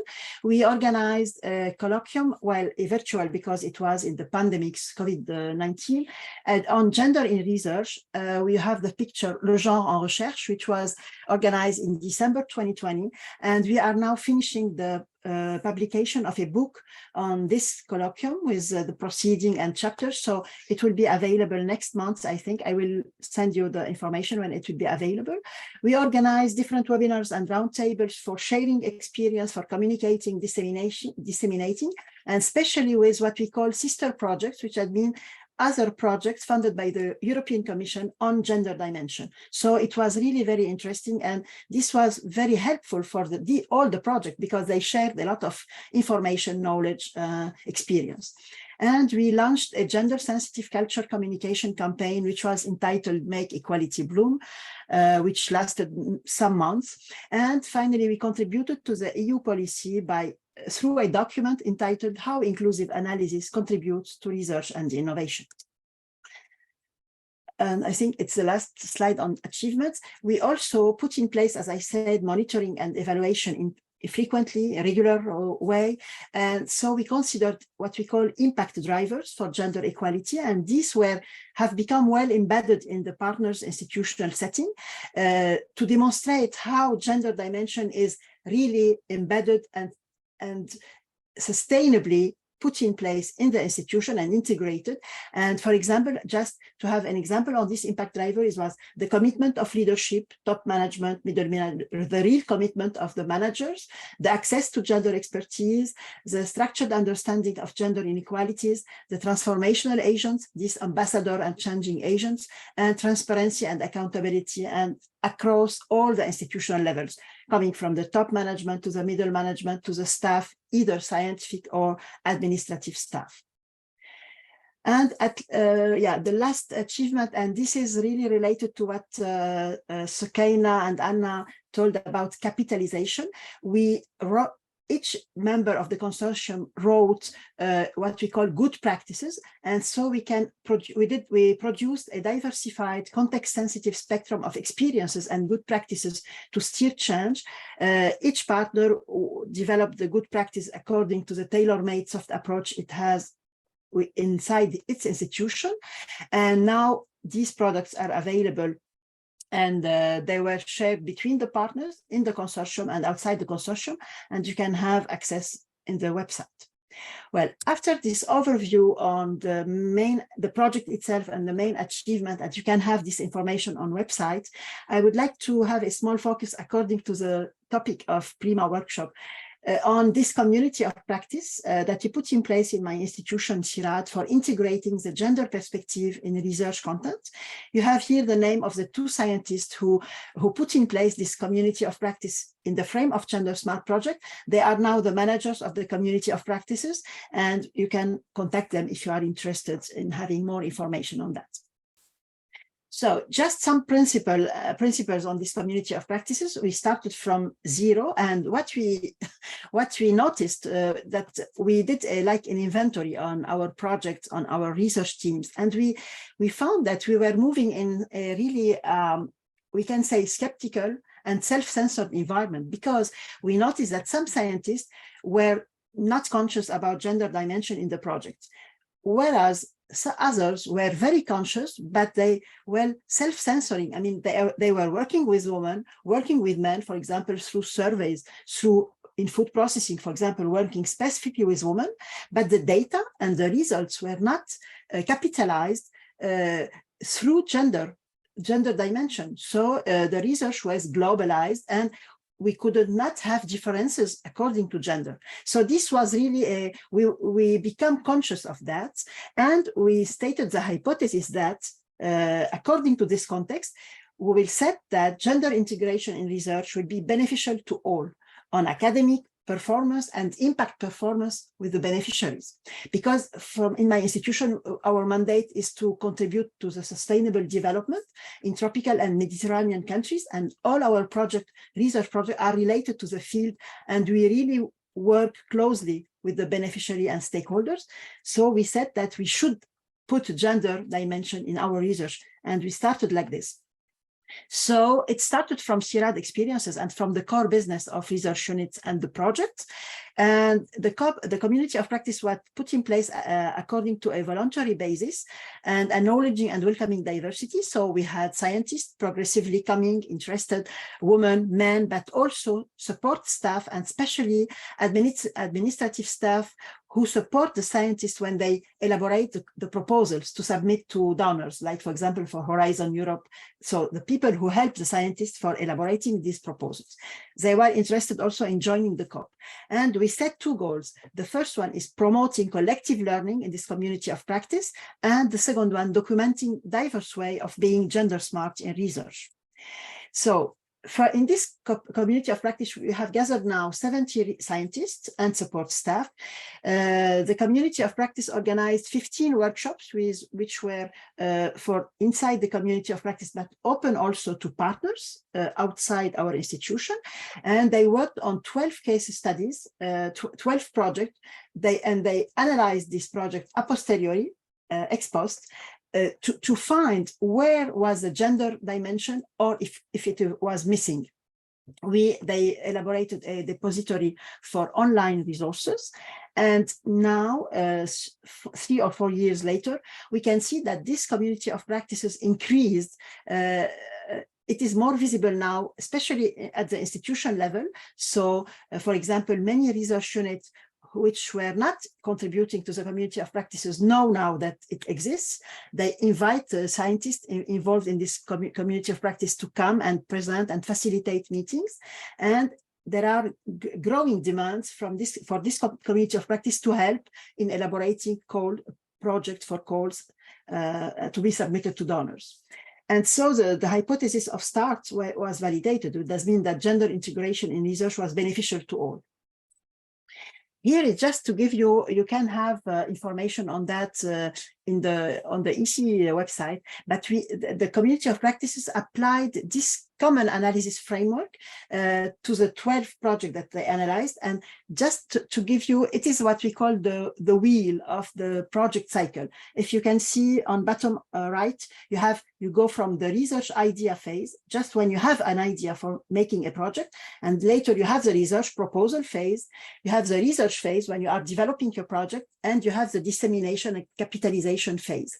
And they worked on the 12 project to see in each phase, from the idea to the proposal, to the research running, and to the dissemination, where the gender was taken into account or not. And you have in red what is related to gender in research content. For example, when they had the idea of research, did they make research problem statement, objectives, and hypotheses gender sensitive or not? And so they have to check all these elements. And the yellow is related to the equal gender opportunities, what Anne called the gender balance. So here you have in red the gender integration in research, gender in content, and in yellow, the gender balance, which does mean the number of women participating in the governance of the project, in the project itself. So we have both of them, and this really reflects what Anne Pépin said at the beginning.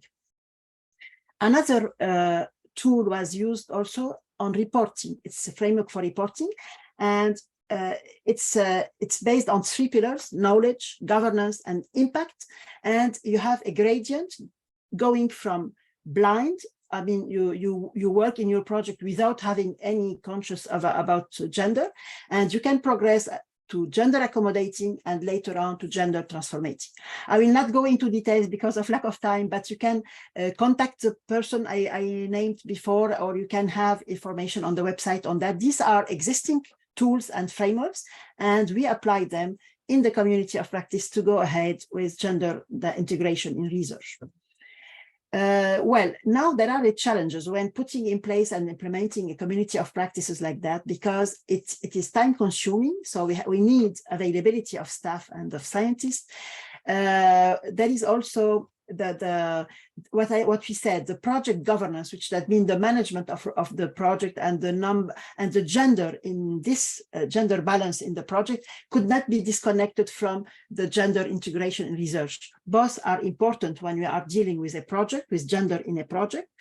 The community of practices had some capacity building training generic at the start, but further progressively they felt that they need tailor-made training and external mentoring. And now we are seeing how to support them, because the project is ending now, how we can support them to go further. And as they said, they should never stop running, because even if you have some progress and some success, but the road is very long. So we have to sustain the momentum through institutionalization. And here now presently we are in this step. The project ended, and we are reflecting on how ensuring the sustainability of this community of practice beyond the project. So we are reflecting now on the top management is also revising the strategic documents, and we have to write something on gender integration, all what I explained before. So we have to put it now in our institutional documents, to put it formal, and to engage the institution in accompanying this gender in research further. We have also to work with the research unit, which are the heart of the institution, because they develop the research, and at the project level, as we said, with the tools I mentioned and how to go further. And so we have to formalize now this community of practice to give it a clear mandate and relevant resources. So we are now in this process to ensure sustainability beyond the project. I will end here. Thank you very much for your attention. As I said, equality benefits all. Thank you very much for your attention. Thank you to you, Nadine, for your very insightful presentation. And indeed, this is how we understand and we realize that projects such as Gender Smart are essential, because they recognize that gender equality is not only a matter of social justice, but it's also a prerequisite to have like biggest transition to sustainable development and progress in our region.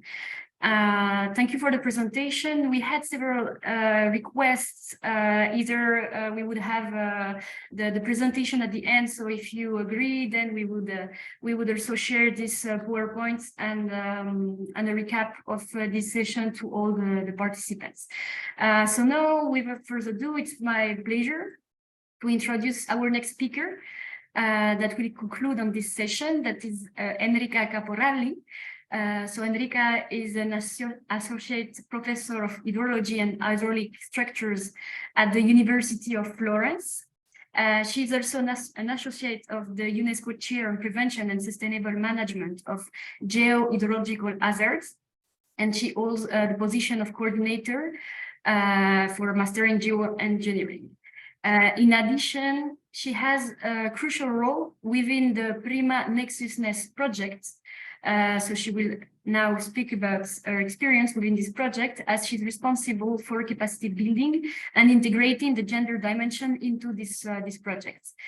So today, Enrica will be diving into an important question. So how to integrate the gender dimension into the Nexus ecosystem labs. So now, without further delay, I see that we have your presentation already ready. So let's welcome Enrica to our virtual stage, and I will leave you the floor, Enrica. Thank you. Thank you very much, Lucille. Can you see my presentation now? It's perfect. Okay, thank you. Thank you very much. I'm pleased to have the opportunity to share with you the experience we are doing, we are having as part of the Nexus project on capacity building and gender dimension.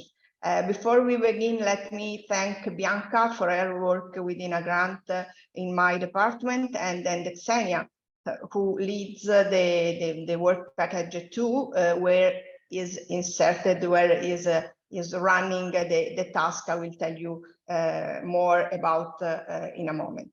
I thank also the colleague Fernando Nardi, who will speak in the last session, who is the coordinator of the project.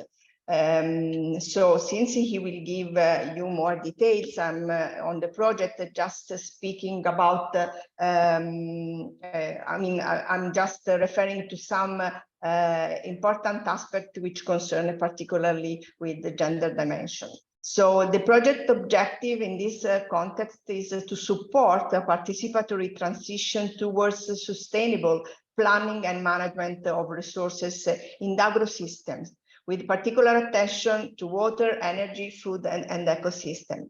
The methodology will implement and test, or is implementing and test, ecosystem innovation approach and Nexus services in 4 selected Nexus ecosystem labs, where to the responsible research and innovation roadmap, the local stakeholders that are involved in co-designing their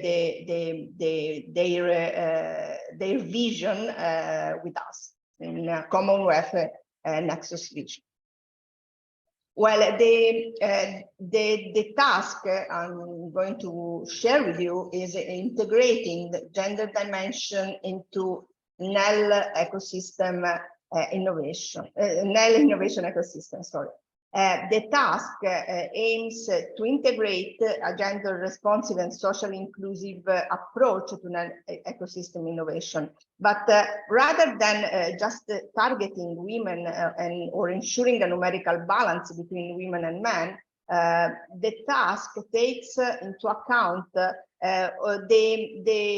inequality in different local contexts, paying attention, doing a particular attention to how gender power disparities impact meaningful participation, decision making, and at the same time gains from NEL ecosystem innovation. The NELs are four, one in Italy, one in Spain, one in Tunisia, and the last in Egypt.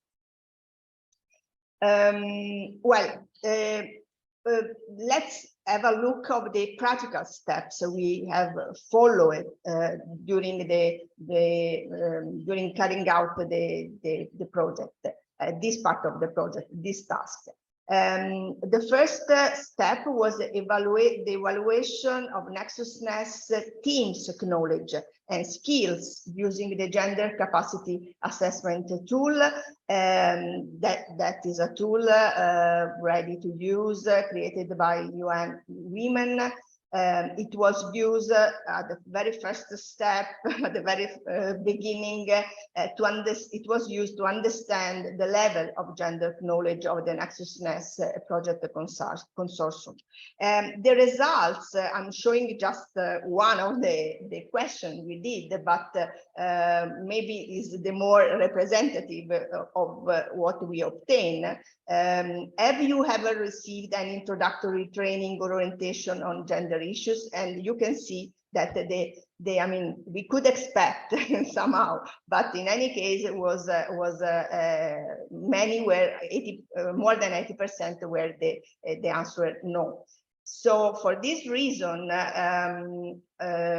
well, we were thinking to do something that was the step third, because we also at the second step we were trying to see what the stakeholders was how much they were aware of the gender dimension and all the related issues. So we ran also a participatory workshop in each NEL, and in this case, what we learned, the lesson we learned is that almost the same number of men and women were invited, but the number of female participants in the workshop was extremely lower than the number of men. Stakeholders in general showed a little awareness and knowledge of gender issues. And then the last lesson learned was that gender dimension has to be included in the project activities, taking into account the social context and the background of stakeholders. We noticed, we underline that there were differences in the four NELs because they are in 4 different countries. So because of the first finding of the first outcome on the awareness of the NEL teams, we were thinking to go through a gender equality training. So a sort of training of trainers first, to have the opportunity with trainers which belong to our consortium to run a specific workshop that were more related with their experience, with their background and the country where the workshop were running, the workshop and the NEL were running. So this is the goal. We are working on this step to provide the tools to identify gender issues in NELs, and conduct awareness raising activities with stakeholders. This part was subdivided into into modules. Module 1, where all NELs leaders and teams were participating, and where we were giving basic gender concepts, gender and welfare nexus. We spoke about gender and welfare nexus, and then on International Convention on Gender Equality and Empowerment of Women.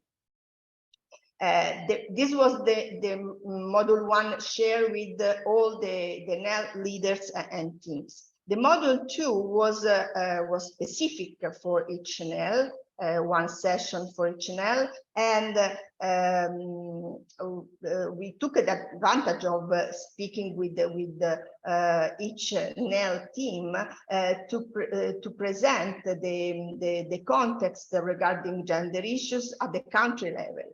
We look at the access to services, policies and laws related to human rights and cultural norms, values and practices related to gender at the national level.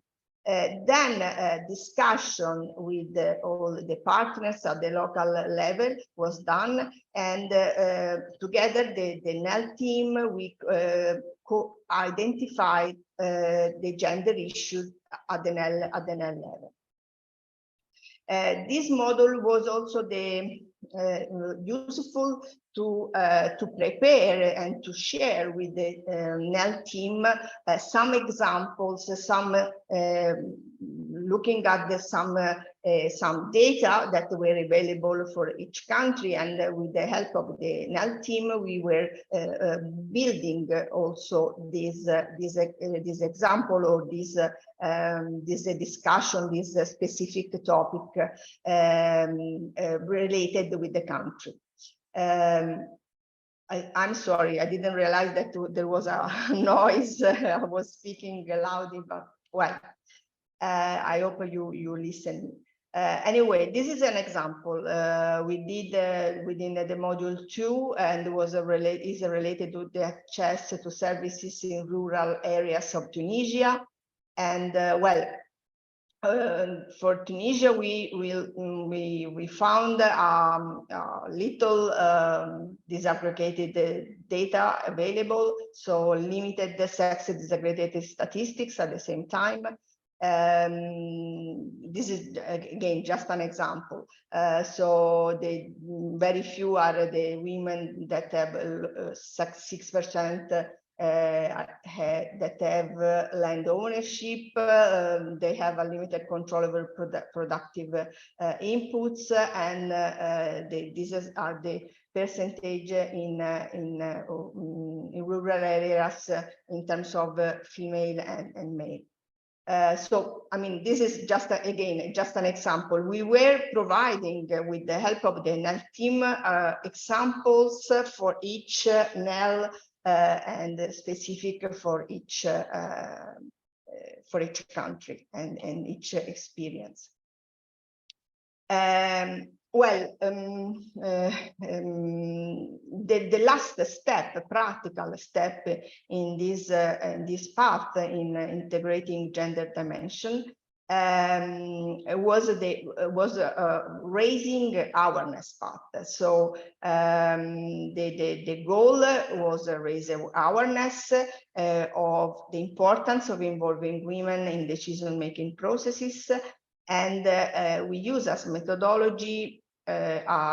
We prepare for each NEL gender snipped a 20 minutes presentation on gender issues related to welfare in NEL. So this was something, I mean, is something which is still running. So far, in fact, only one workshop per NEL has been carried out with this methodology. Actually, one workshop in Italy is still in progress. It's not concluded yet. So we do not have, unfortunately, the result to share with you today. But the methodology, well, is a 20-minute presentation on gender issues related to welfare in the Nexus Ecosystem Laboratory. So let's conclude with some practical tips. I mean, as a first step, we would like to share with you the necessity to assess the project team's knowledge of gender. Then the second step could be to train the team on topics that they know less about and that are important for achieving the project goals.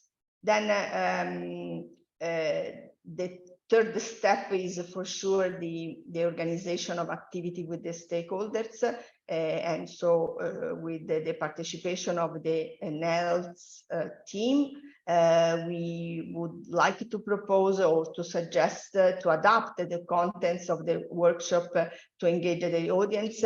And for this is necessary to go through examples from the area, from the country. So use data of the country and the very specific, possibly on the case study on the net. At the same time, it is important to take into account the local context, the social norms and gender roles of the community. For example, I put here another example we had to take into account in the Egyptian Nile with the Bedouin community. It was necessary to organize a separate workshop for men and women. I mean, as a first step, we are sure, I mean, we are working on having something better at the end, but then at the beginning was necessary to separate and to organize 2 different workshops. I conclude here my talk and thank you for your attention. These are some contacts if you want to write me or Bianca. Thank you very much. Thank you, Enrica, for the insightful presentation, and also we will have the opportunity to get to know a bit more about the Nexus Nest project in the next session. So without further ado, we will jump into the session 4. So now we can delve into case studies and projects. And I will give the floor to my colleague, Aliénor. Aliénor, the floor is yours. Thank you, Lucie. I think you have to cut your mic, maybe. Yeah, is it good now? Yeah. Good morning to everyone. I'm Aliénor, the Moucheron Monitoring Officer at PRIMA, and this is the last session of the workshop. After having discussed several gender-responsive approaches, why it is important to embed gender in all steps of the research cycle, and how to do that, thanks to the 2 experts of the last session, we will now have a look at what happens when scientific teams actually integrate the gender dimension in their projects. In PRIMA, my colleagues mentioned it several times, we are aiming at developing the gender mainstreaming in our program and in our projects. So that dimension is mentioned in our text calls. Last year, a brief gender analysis has been conducted, and we have had also an event in November 22 with some of our coordinators. And during that event, we realized that our project consortia are developing very interesting analysis on gender that can really contribute to enhance the quality of the project outcomes. Sometimes PRIMA projects can be more advanced on gender awareness than we are in the program. So that is why last month we sent a survey to all PRIMA coordinators to collect their feedback on what they are doing on gender within their project. The answers are arriving and they are very interesting. We have received only 20% of what we expect, but there is still time to answer until the 15th of June. So for all PRIMA PI who are listening, we strongly encourage you to fill in the survey. All answers are welcome, even the negative one. It is of course too early to have a formal analysis, but here are a few things that we can note. In the answer received, almost everyone, 90%, agrees that gender balance is a positive and important objective. Actually, the gender balance looks quite good. The orange circle that Nadine explained in her presentation. Women are represented and participating in the research consortia, and efforts are made to reach and engage the youth and the women in the beneficiaries. What is a bit more challenging is the integration of the gender in the research analysis in the RNI content, the orange circle. But teams are trying to do it because they underline that the impact is enhanced. That is why we want to share with you some concrete examples of very valuable gender-oriented activities. And we have the great pleasure to welcome 4 project coordinators who will present a successful integration of the gender dimension in the research and innovation projects. So you will have the opportunity to explore real-world examples that will inspire you and offer strategies to identify opportunities and overcome challenges in your own project. We have with us 3 coordinators of PRIMA projects, and we are delighted to also welcome 1 project funded by PRIMA-MED in this session. Thank you for joining us today and celebrate women as we celebrate synergies and cooperation between programs and projects. Without further ado, let's dive into the presentation and learn about our first speaker, Simona Mincione, project coordinator of PRIMA project Switch to Healthy. Simona is an experienced Horizon Europe RNI project manager and proposal writer at ENCO since almost 10 years. She is an expert in the EU project management of Horizon Europe, Horizon 2020, and PRIMA funding programs. Simona, the floor is yours. Thanks a lot. Yes, I'm going to share my screen now so you can see my presentation. I'm very happy to introduce you Switch to Healthy project today. I think we can see properly, I don't know. Yes, perfect. Okay. So we are going to see a very short bio of myself and a project ID card and how we are going to tackle and take into account gender dimension as Switch to Healthy project, and then we get to the conclusion. Well, I will be very brief. As I already said, I'm here like a Switch to Healthy project coordinator with a long track experience in a European project. But most important thing is now to introduce you Switch to Healthy project, which is an innovation action funded by PRIMA with almost 3 million of contribution. This is a project that has a duration of 3 months and involve 18 partners from 8 countries. And we have been funded within the section 1 of agro-food topic 13.1. You can see how we are spread and distributed in both shores of the Mediterranean Sea. There is Spain, Italy, Greece, Turkey, Lebanon, Egypt, Tunisia, and Morocco. So gender dimension Switch to Healthy project is a crucial point, since the project itself aims to generate a dietary behavior change by implementing a multi-centric and multi-social family-based nutrition intervention with 360 families in 3 Mediterranean countries. What we perceive is that gender dimension, especially the role of family, how crucial is for the food literacy, for improving the adherence to the Mediterranean diet, and how we are going to achieve these objectives through, you can see 4 pillars. Basically, first of all, we concentrate ourselves on data collection, so to have a snapshot about the current situation across the European Union.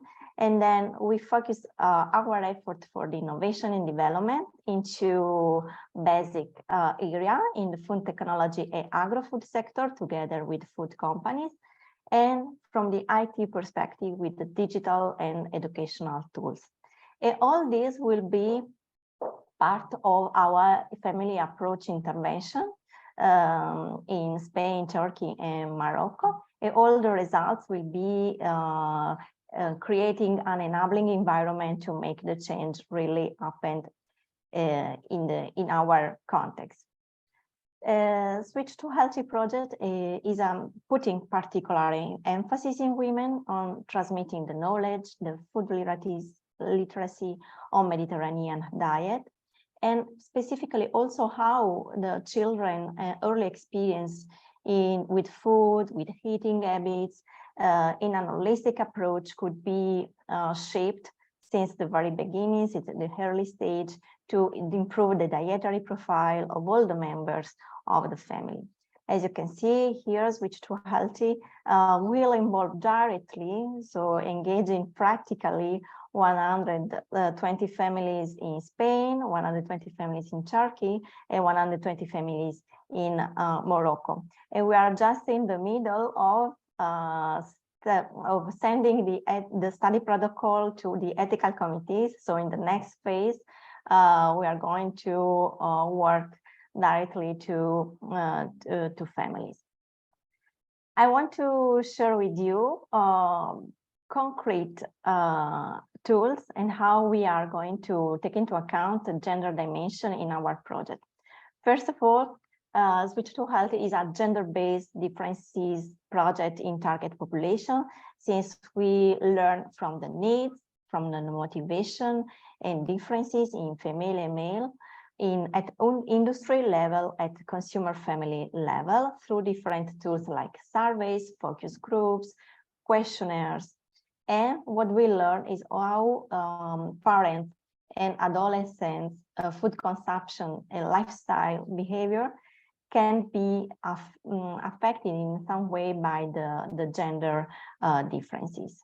Secondly, we can consider Switch to Healthy a gender conscious project, since our intervention study relies on recruiting families that are basically well balanced in terms of representative samples of boys and girls.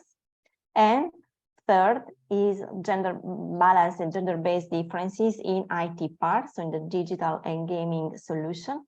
Indeed, as you can see, we take into account the difference between male and female in the weekly plan that we are going to set up through our artificial intelligence-based mobile app for the weekly plan for meals and for lifestyle. And you can see at the very here also the gaming that we have developed is a gender-based differences differentiated, as well as the tools and educational material for kids and adolescents. But importantly, what we take into account is also the gender differences in consumption, also in our communication and awareness campaign, and all will be extrapolated to also to contribute to policy instrument, to innovative business models, take into account gender dimension.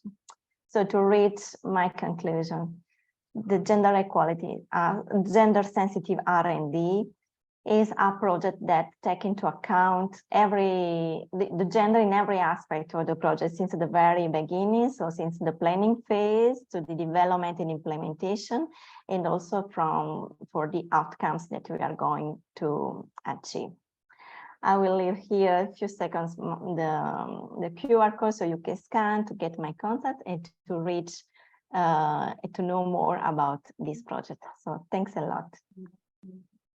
Thank you, Simona, for your thoughtful presentation showing the benefits of integrating gender in all stages of the project cycle. Now, I would like to invite Fernando Nardi to our virtual stage. Fernando is an engineer, professor of hydrology, and the director of the WARDOC, Water Resources Research and Documentation Center at the University for Foreigners of Perugia.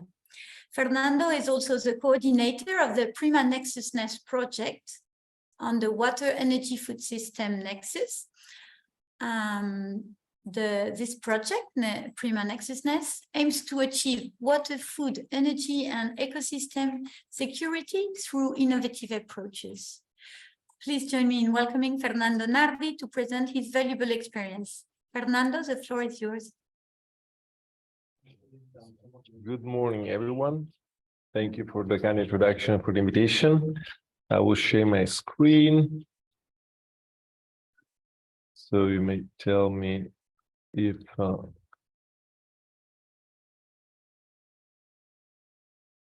you see my slides? Yes, we do. Yes.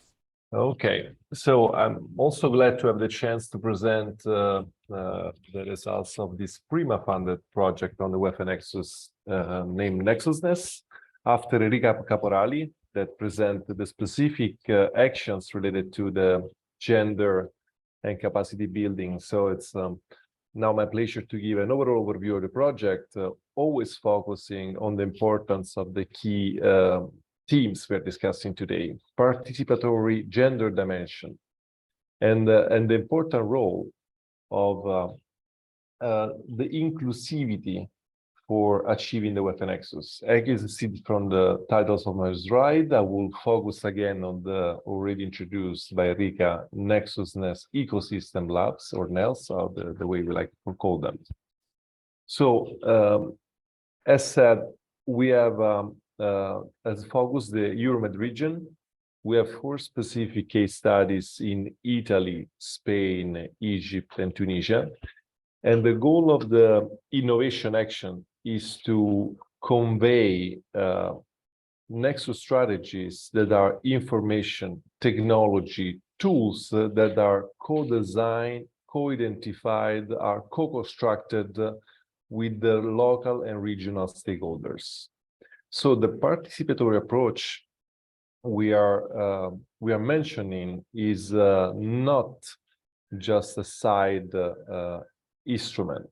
It is at the core of what we need to do. This is how the Nexus project was designed, and this is how the Nexus Ecosystem Lab was designed. So we are calling them ecosystem labs because we are embracing the living lab concepts. So it's not like a case study on paper or some field activities. It's an integration of actions in a region where the region is not only the biophysical components or the climatic components or the land and water and energy physical systems we are dealing with, but it's also the people, the social cultural specifications of the region we are working on. That's how we want to define the living labs principle we are embracing for the 4 NELs. As you can read from this slide, we have design and we are building a set of tools that are at the core of the participatory strategy. We are using the RRI roadmap, Responsible Research Innovation, and I have slides later on to present it to you, and a multi-stakeholder user platform we're using for engaging stakeholders. Again, embracing technology for bringing people to the table, joining us for achieving the WEF Nexus. So, trying to show you the why I mean like a technological solution is a people-centered solution.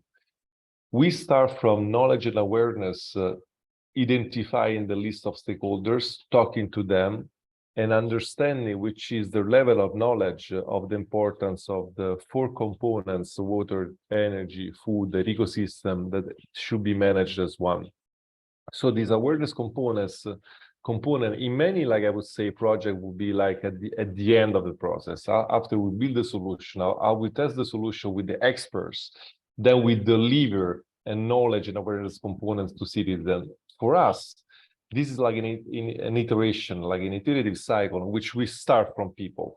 And the stakeholders are at different levels. And we need to imagine not only like energy managers or water managers that we may define as local or regional experts. We start from anyone, all the local practitioners that are on site, all the stakeholders like the farming community, all the families connected to them. We are trying to understand how much they know and how much is the knowledge gap from the WEF and Nexus transition strategy.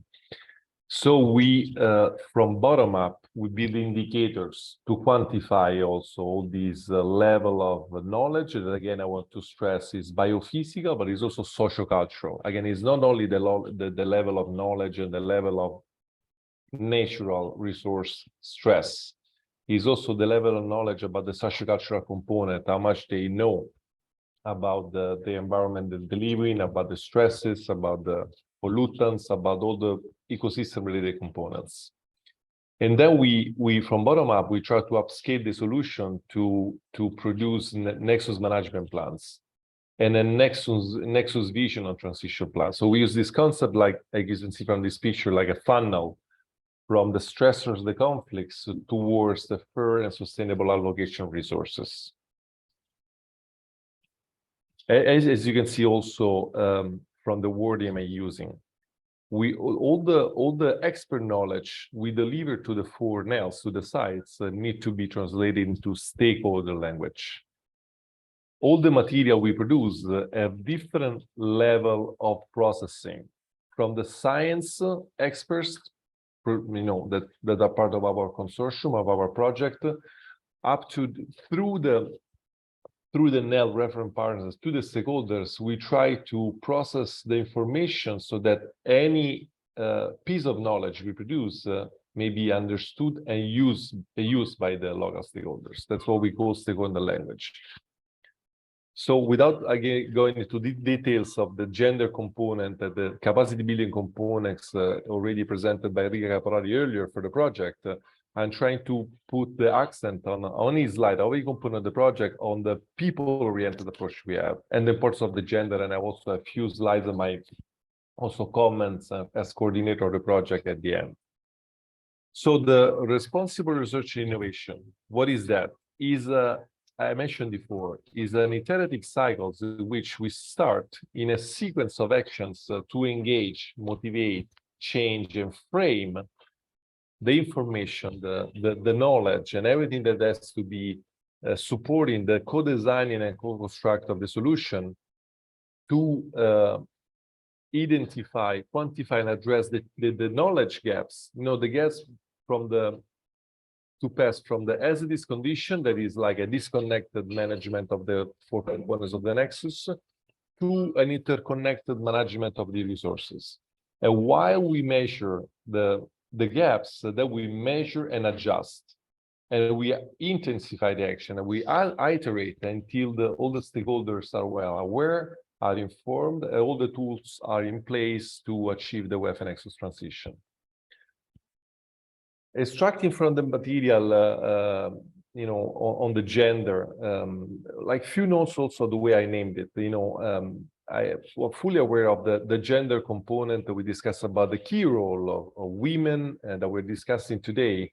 But let me also, put some, more of the content we'll be discussing about the gender dimension. I don't need to share definitions today, but just to express when we deal with the engagement and the inclusion of women, of course, in our NELs, we also try to identify all the diverse components of society. So the gender dimension is an inclusivity component, not only of the women, but also of all the different societal pieces pertaining to the NELs. These relate to the fact that we need to include people of different religion, different culture, different societal level, and all the different cultural and historical component, because we also may aware that our regions of interest are large, We may have people of different backgrounds, people, within the region, people speaking different languages. So the inclusivity for the diverse stakeholders pertaining to the site, that's what we call the gender dimension, so that no one is left behind, everyone is informed. And also we try to convey the information in the most suitable way, depending on the cultural, geographical, and all the other sociocultural components of the stakeholders. So I'm not going into details here. From this workshop to other actions we've been doing, we'll be proposing service where we're trying to engage the people. And we're also building from science to usable methods, sex disaggregated indicators. We all know how the weapon access indicator is also like a new topic, because we have the 4 components with the vast literature of different indicators. We're bringing all together into a new list of weapon access indicators, posing the accent, posing the importance of having gender-related indicators, so that we may quantify also the gaps to achieve a sustainable and inclusive society while achieving the nexus.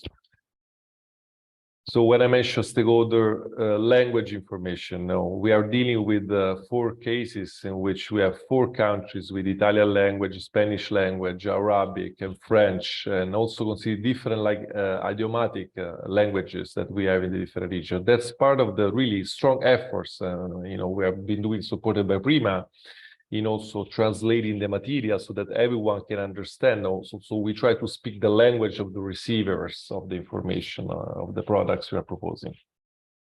No time to go into the technical part of the NexusNet solution, but just to show you that we are dealing with Nexus grant challenges. We co-identified with the stakeholder their problems, and we try to make them understand that these are not only water problems or food production problems, but always there is a weapon access components, and we call them Nexus grant challenges that are understood and co-identified with the local and regional stakeholders. So we produce like booklets per site with all the languages, and all these documents are starting from the science weapon access modeling we have been producing with our experts for the cases. We also try to upscale the information received and perceived by the regional stakeholders.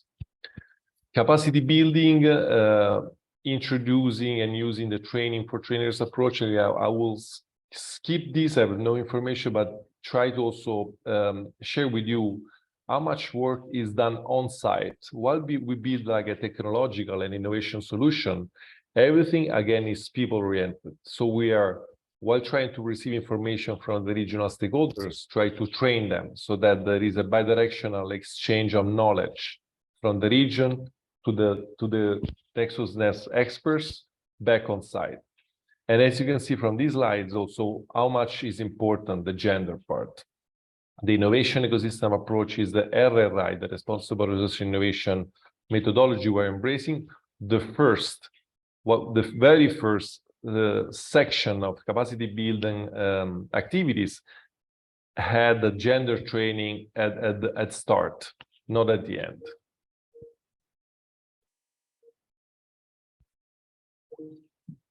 Just to show you, no time for going into details. When I mention weapon access management plan, we are building weapon access models to show scenarios of how the resources should be managed following a weapon access approach.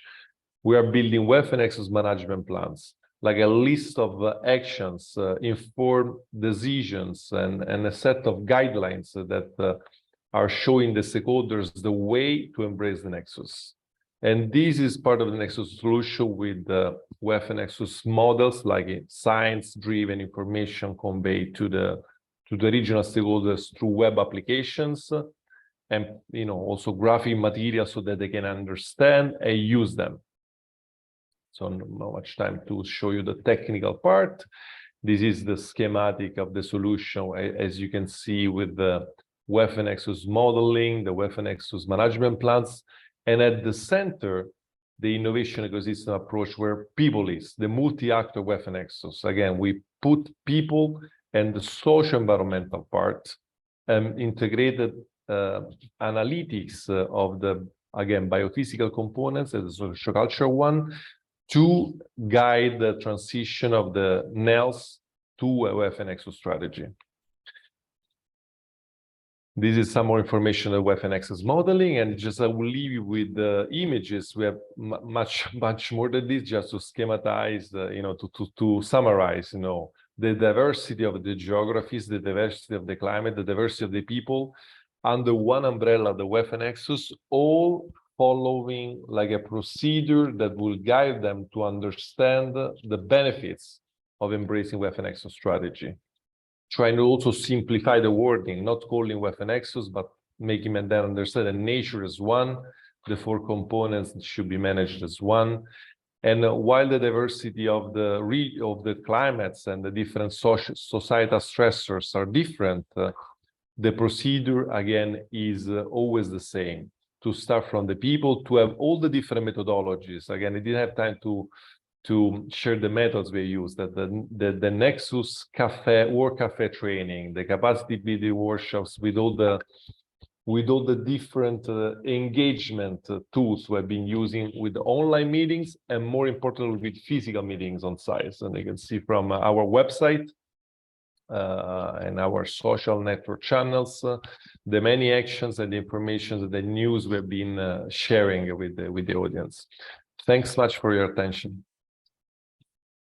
Thank you very much, Fernando, for your insightful presentation on the importance of inclusivity in the WEF and Nexus.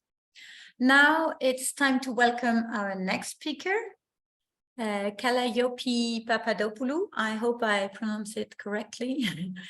Calliope is a professor in plant biotechnology at the Department of Biochemistry and Biotechnology, University of Thessaly.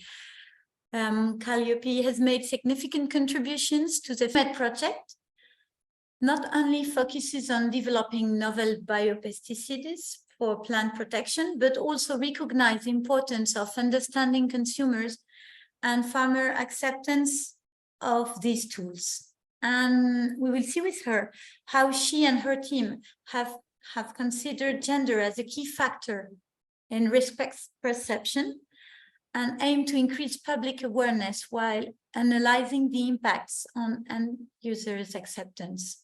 Without further ado, Calliope, the stage is yours. Thank you very much for the invitation and the introduction. I will share my screen immediately.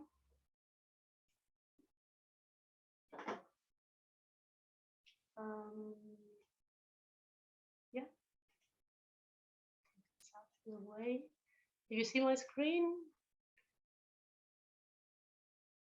In full screen? Yes. We see full screen, yes. Yes, thank you very much. So thank you again for the invitation to present INTOMED. INTOMED is a small-scale project. It's one of the one project that was funded in 1818. So one of the first in the first round of PRIMA, and our consortium consists of 9 partners from 6 Mediterranean countries. We are the aim of our work was to identify, develop, and validate new tools to enhance the resistance of Mediterranean crops against pests and pathogens. So our idea was to build on our previous experience and knowledge of the use of beneficial microorganisms to help the plants tackle their enemies, and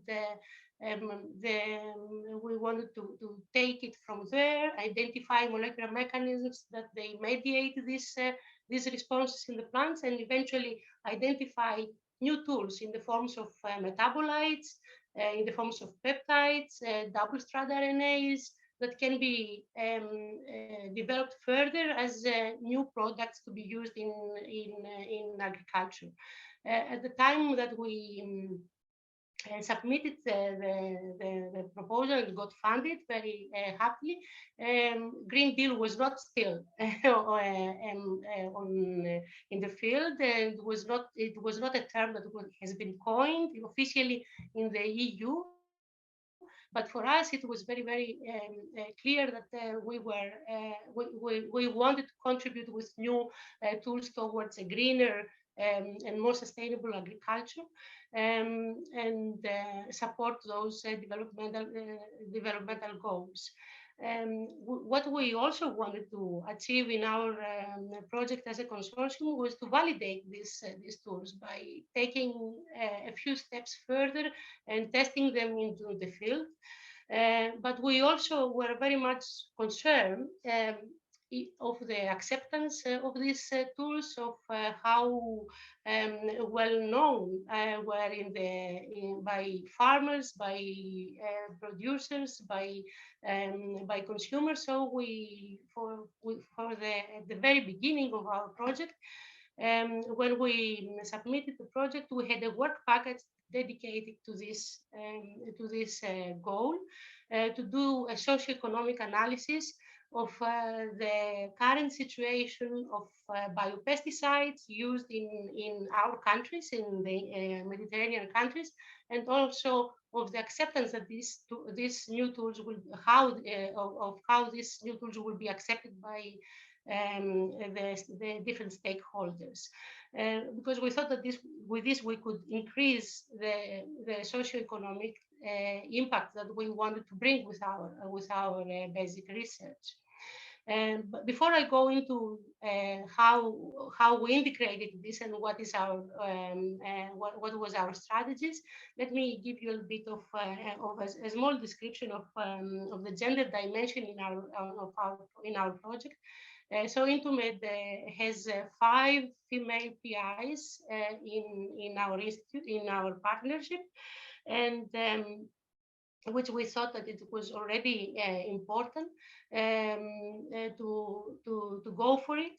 And one more dimension in our project is what we think we realized when we were submitting the KPIs to the PRIMA project. This is the researchers that they are available in our that they are present. They have already permanent jobs in our institutions in the different countries, and the staff members that were involved in our project. Only 24% of the available of the relative researchers are females, while in our project, with the new jobs that we created, we hired and we offered jobs to 22 early stage researchers, and 17 out of them, up to 77%, they are female. So we think that we are contributing a little bit to the generation of jobs that they are to females that they are skilled to contribute to the green tradition in the Mediterranean. We were always also aware and very ready, alert to contribute, and in our dissemination activities, we have prepared different dissemination actions. Like, for example, here you see on the International Women's Day and Women in Science Day, we have prepared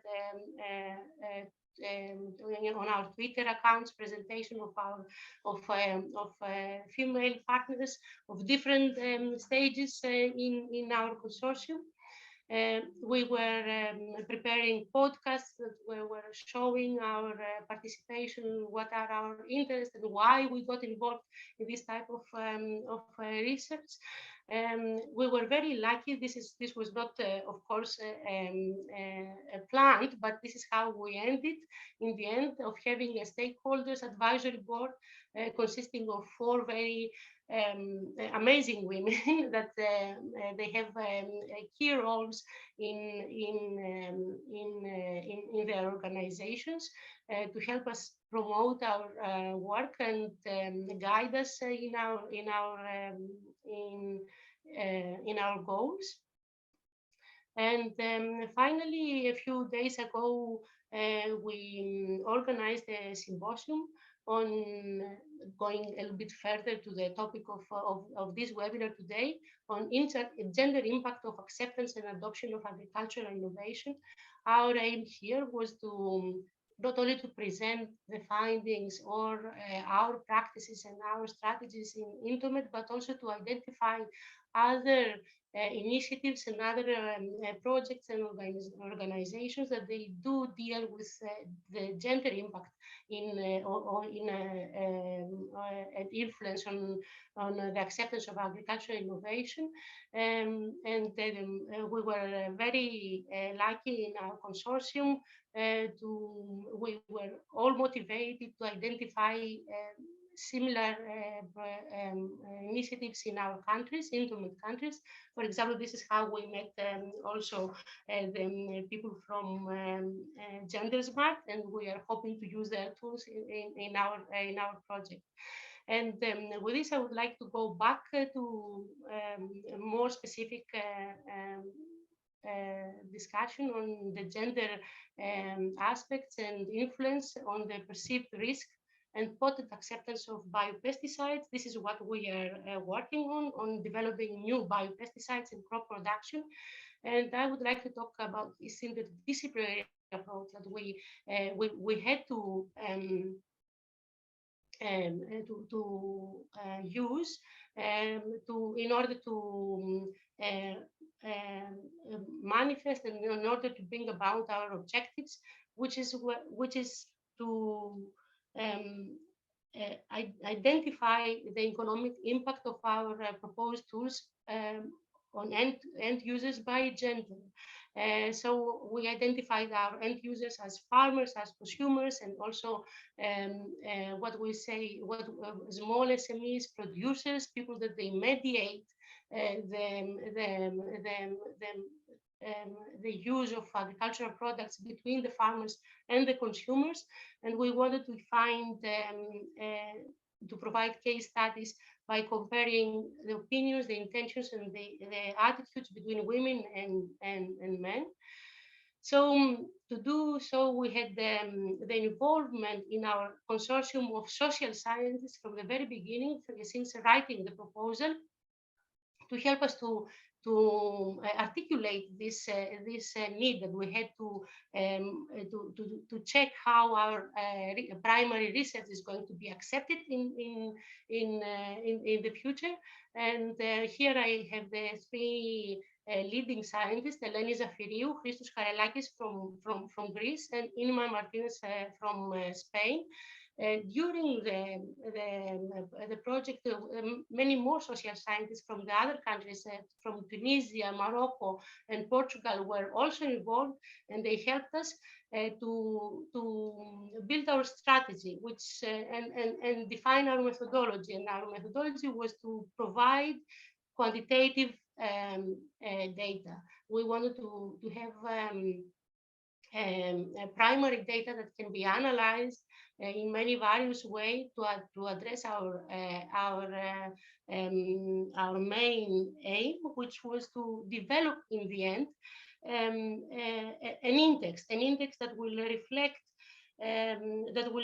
how the different environmental constraints affect how the different methods of plant protection are being used in our countries, and also to take this one step further and identify how these factors, together with constraints in capital, in human resources, in land resources, could affect the decisions to adopt these tools. So to do so, we constructed, we built questionnaires, structured questionnaires addressed to the three different target groups: the farmers, the consumers, and the producers, which are, as I said, the people between. And we built them in English, and then we have translated them in all our languages: Greek, Spanish, Portuguese, French, and Arabic. so that we can, as I said before, as was pointed out before, so that we can reach these people easier. Our questionnaires are adjusted for the three different groups, but in all cases, apart from the demographic data, we have questions on various economic factors. We have questions that address the attitudes towards environmentally friendly methods. So we include also factors that they give us an idea of their knowledge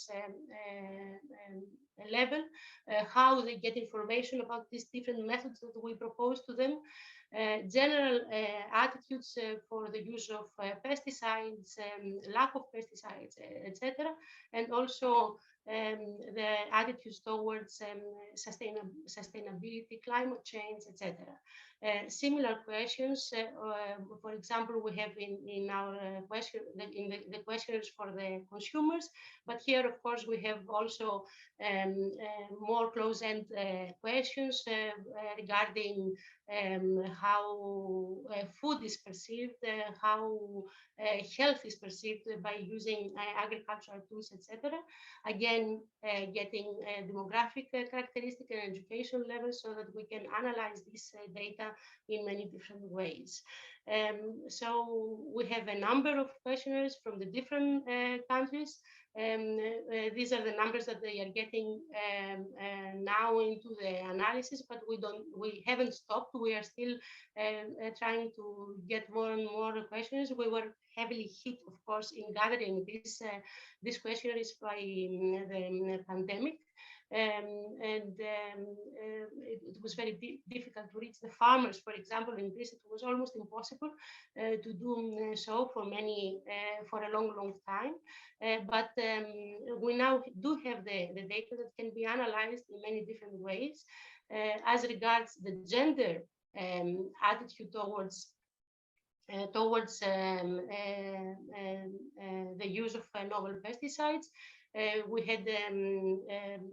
do have now one of our case studies ready for Greece, and we are planning to do the same comparatively for all the incumbent countries. Our objective was to identify the impact of the gender to the attitude towards the climate change and to the use of the new plant protection products, and also to find differences between the different groups, how the consumers perceive these novel tools, and how the producers respond to the different practices, etc.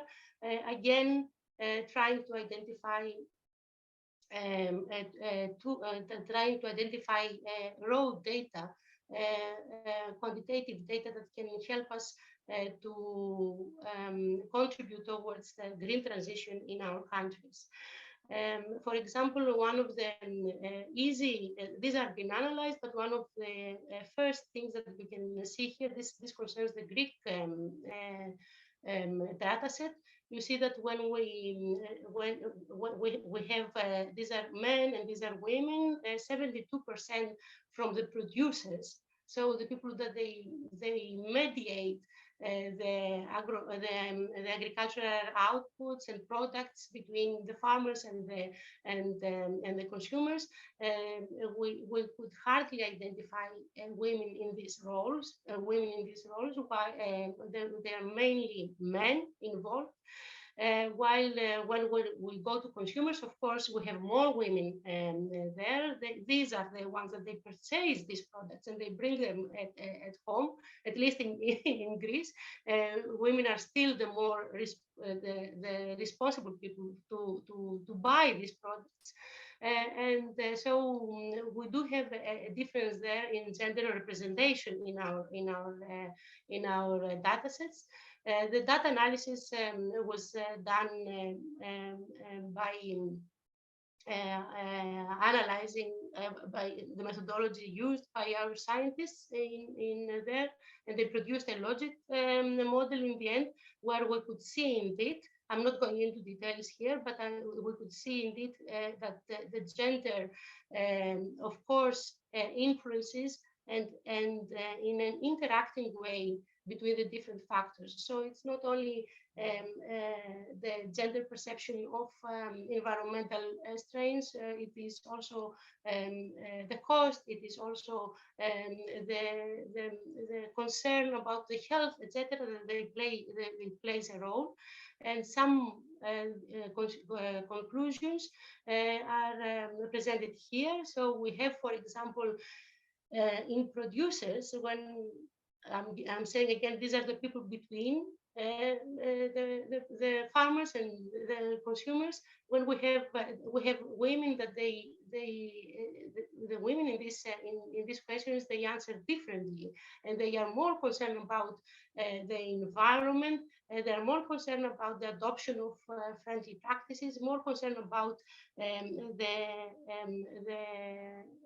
less concerned about how their income will change if we adopt these practices. They are more concerned about the social impact, for example. When we go to consumers, this is even stronger in what we see. We have women more worried about the environmental impacts. We have less interested in how this will be translated into their cost. They're more willing to pay for better quality, for less pesticides, for less impact on the environment, etc. And we have numbers to show this. Sometimes we think that yes, we know that the women are more sensitive, for example, into social impacts, etc. But now this can be translated in our logic model, and it can be shown. The suggestions that we have, of course, are the ones that have been already mentioned again and again during this webinar. We need to give women their own the chance to give to bring their own voice, and we need to educate and get information from them, both directions, as we said, not only to educate but also to hear them and take them into account.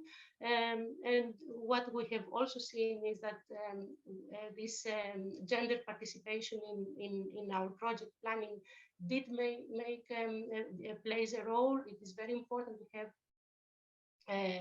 have many interactions from the different levels of running a project. And I will only close that. I will stop here and just say that we hope that with this work of us, we think that what we tried was to bring some real data that can support what we all want in the end, to get some changes done in our society and in our lives, and transfer this. Maybe transfer all this knowledge and all these data sets, because this can be really meaningful data sets in the end to the markets and make a difference there as well. And with this, I would like to thank my consortium. We are a fantastic team. We had a very, very good and productive time, because we are the Pro-Indoment is finishing very soon, in a few months. And I would like especially to thank Maria Papas, is our partner in the University of France, who was leading this work package and had made a big difference in bringing us all together. It has not been an easy task to communicate in the beginning. We speak different languages with the social and economic scientists, but in the end, we managed, and we feel that we have learned a lot. And as well, I'm a plant scientist working all my life with biochemistry and biotechnology aspects and in research. But through this project and through this this expansion of our proposal into different aspects, we have learned a lot, and we have met many interesting people, and we hope that we will be able to contribute into the green transition in our countries. Thank you all for your attention. Thank you very much, Calliope, for your insightful presentation. Now I would like to express our gratitude to our next speaker, Oumaya Marzouk. Oumaya is the project director at the French public agency CEREMA, that stands for Center for Studies and Expertise on Risks, the Environment, Mobility and Urban Planning. She's also project coordinator of the project PRIMA-MED, funded under the NECBC-MED program, which is a cross-border cooperation initiative implemented by the EU under the European Neighbourhood Instrument. Today, Oumaya will be discussing the concrete case of the REMED project in which she is actively involved. We take advantage to thank the NECBC-MED team for their collaboration in this session and for their cooperation in many more activities. So now we are eager to learn more about it and how it integrates a gender perspective. Without further delay, let's give the floor to Oumaya. Thank you for your nice presentation. Do you hear me? Yes? Okay. So I would like to thank the NECBC-MED program and PRIMA program for inviting me and to be part of this panel. I will share my screen. Okay.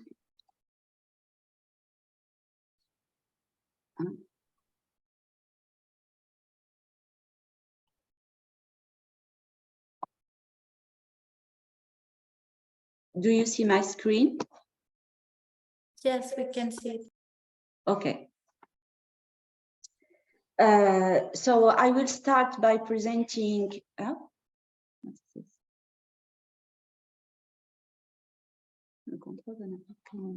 Sorry, Oumaya, we see the screen in presentation mode, but is it the possibility to? Yeah, I think you are. Perfect. It's okay. We see it. Okay. So I will start by presenting the REMED project, and then I will focus on the gender aspects. But we don't take into account this gender aspect at the beginning of the project. We will just notice the impacts. So the REMED project aims to initiate the market of construction and demolition waste for the maintenance and the construction of sustainable roads in the Mediterranean area. And why we decided to work on this topic, because we see that there is a lot of construction and demolition waste in the south part of the Mediterranean, especially in Tunisia and in Lebanon, and especially after the revolution in Tunisia. And we see really a lot of this kind of waste everywhere. And my daughter noticed during a holiday that these waste are everywhere, and why we cannot do something with that. And she knows that I am working on industrial waste recycling in roads. So I submit with my colleagues this project to the program, and we have this with success. So we are 9 partners from France, Italy, Lebanon, and Tunisia, collaborating in this project with the financial support of the NECBC-MED program. So okay, so REMED connects key player. The objective is to connect key player of the value chain of construction and demolition waste recycling for sustainable roads in the Mediterranean. We connect research and innovative actors and technical centers, with public authorities, with representative of construction companies, standardization actor, and general public. What we did, we work on really transversal way by doing experimentation and demonstration. So we will construct an innovative road in Tunisia to prove the concept that we can use the construction and demolition waste in roads and open this new market for recycling and construction waste with the support of ministries in Lebanon and Tunisia. And we also communicate, we are communicating and exchanging and sensitize our results and the knowledge that we develop. We already published more than 7 scientific papers and participated to more than 12 conferences, workshops for academic, SMEs, construction sector, and collectivities to share this result. And we were invited also to the COP27 last week. The last one.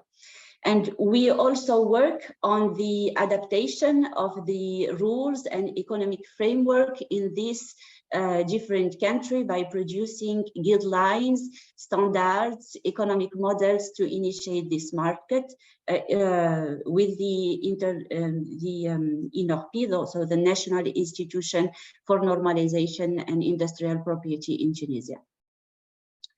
And we prepare the next generation by training and technical visits for partners and also SMEs and students to prepare this next generation to change the things inside their own companies. And we develop also a unique collaborative platform, a digital one that connects recycled material supplier, transporter, and road contractor, road owners, collectivities, and technical center, universities, and experts. And in this platform, we have also the participation of the citizens who can become actors by using our smartphone app. We also give financial and technical support through sub-grants for construction and demolition waste recycling plant. And we are already selected 1 in Lebanon and 2 are coming in Tunisia.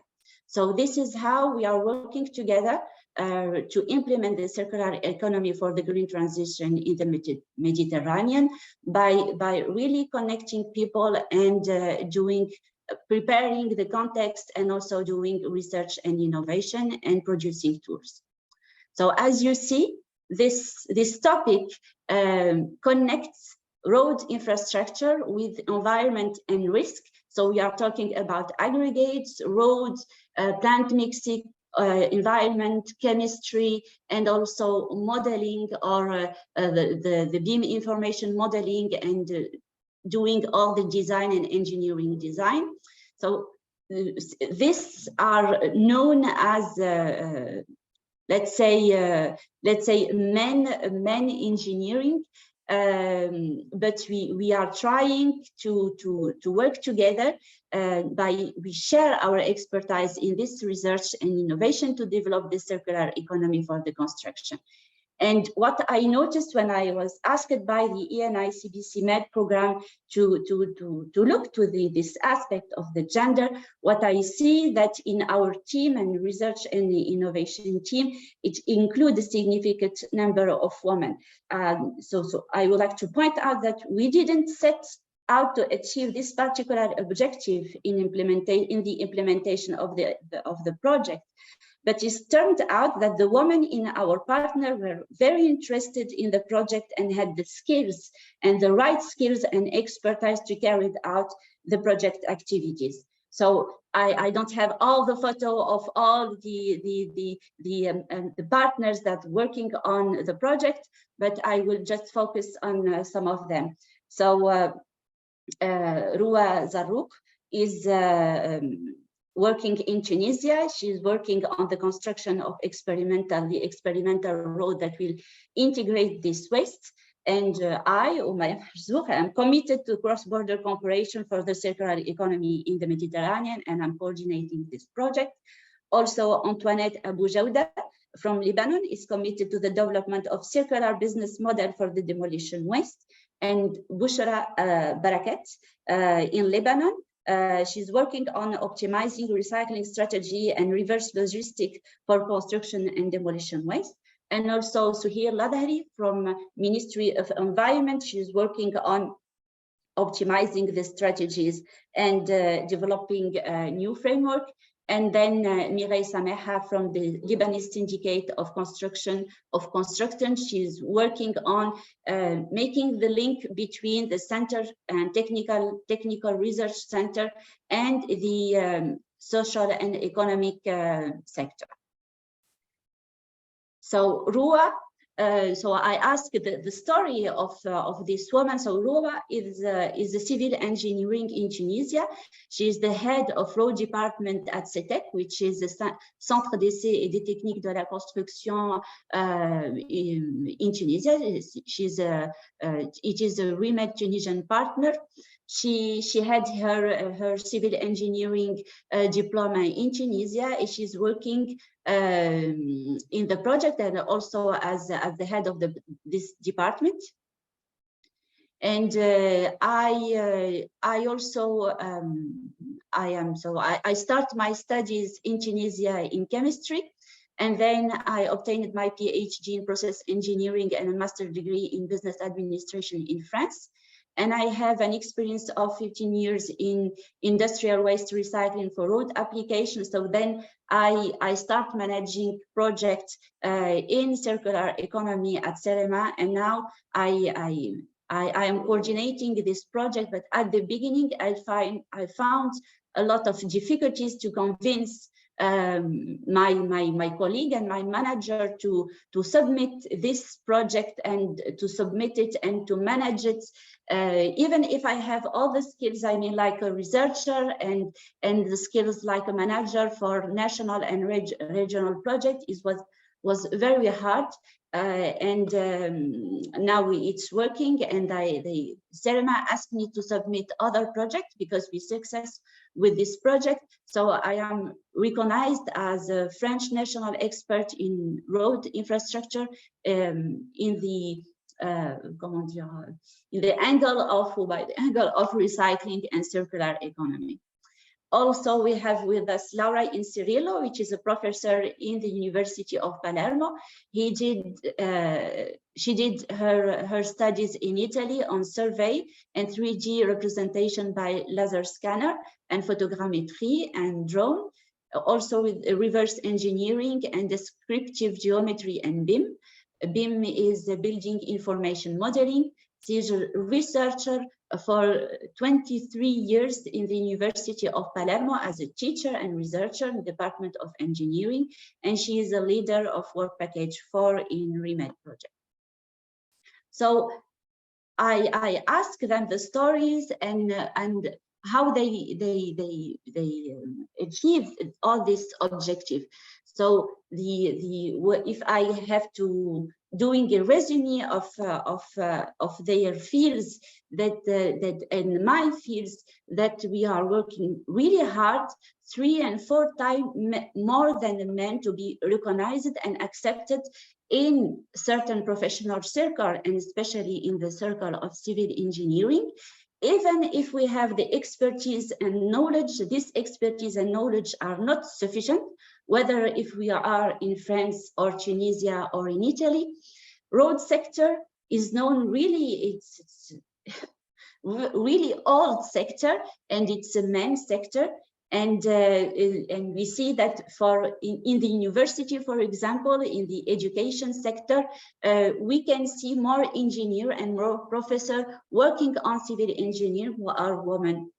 So it differs if you are working in companies or technical center from if you are working in universities. So how we achieve this career, this position in our institution or university, and this position in this European project, we have a lot of support of our parents, husband, and also children. We have very big support from our families. We spend a lot of time to explain and to have a good relation with our colleague and manager to gain respect and recognition as experts, and being always ourselves. I mean, always be yourself as a woman. Don't change anything. We don't change anything in our behavior.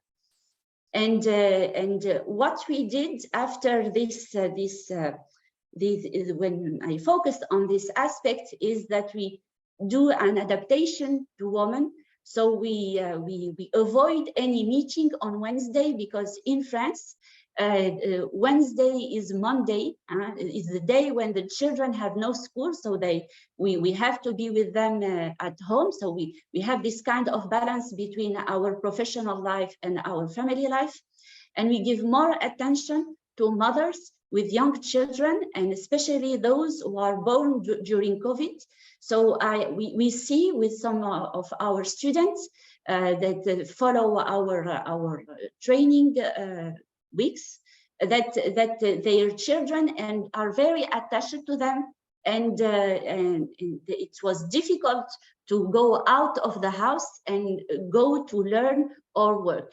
So and also we make attention to women with no husband by her side, doing by her own the education of the children, and they have a lot of difficulties, for example, to pursue their career and to pursue to attend conferences or to participate more actively in the PRIMA-MED project. So I know that you don't like maybe numbers, but this is what we did after our 4 training weeks in Tunisia, Lebanon, and Italy. We see that on the 180 subscription in our training weeks, 60% are female, and 32% of them are doctors, 40% are engineers, and almost 30 are in master degrees, and their specialty are civil engineering, geology, geotechnique, mechanic, energetic management, and geomaterial. So it's really this kind of specialty we need them to introduce this aspect of green transition by having more knowledge on recycling material, having more knowledge on circular economy, and more knowledge on the environmental impact of this waste, and to introduce this inside their future company, inside their future institution. So it was very important in the project not only to share the knowledge between the partner, but also to have a more important impact for the new generation, because they will make the change inside the institution, inside the economic sectors.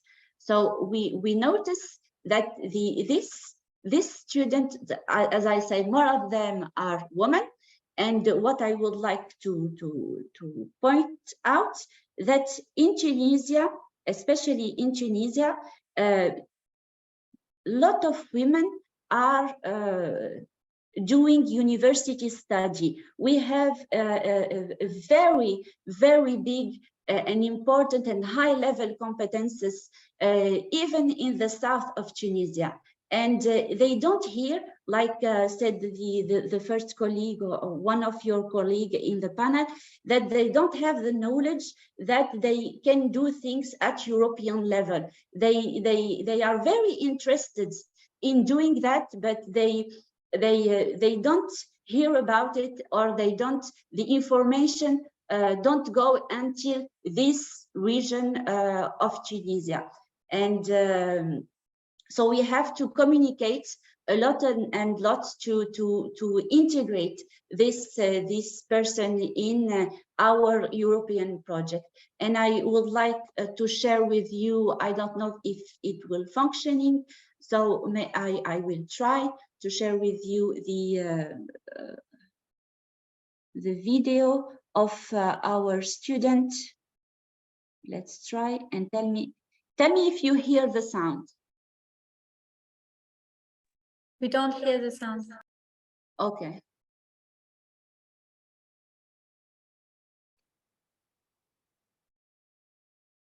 Oh. If you want, Maya, I can try since now I have a bit of experience. And you kindly send me the video, so I may try. Let you give me a moment. It's the one that is from Rita or Fateme? Okay, one. Yes. Okay, so I found out about the training through AUB's website. The feelings I have after this training is one of responsibility. I feel more responsible towards the environment and the decisions we make as a society. It was rewarding to me because as someone interested in urban planning and managing cities, I felt like it gave me the right outlook I need to have as one of the aspects of such a field. The training does target sectors I'd be interested to be involved in. For example, reform projects undertaken by municipalities could be one. I would definitely recommend the training to other students because it's not designed to only target engineering students. It also reaches out to different types of backgrounds, which makes it even better because this is something which people of all fields need to have awareness about. Part about the training was the practical side to it. When we went to the Baccalion site and the lab sessions, because of their practical nature, they allowed me to properly understand what we're dealing with.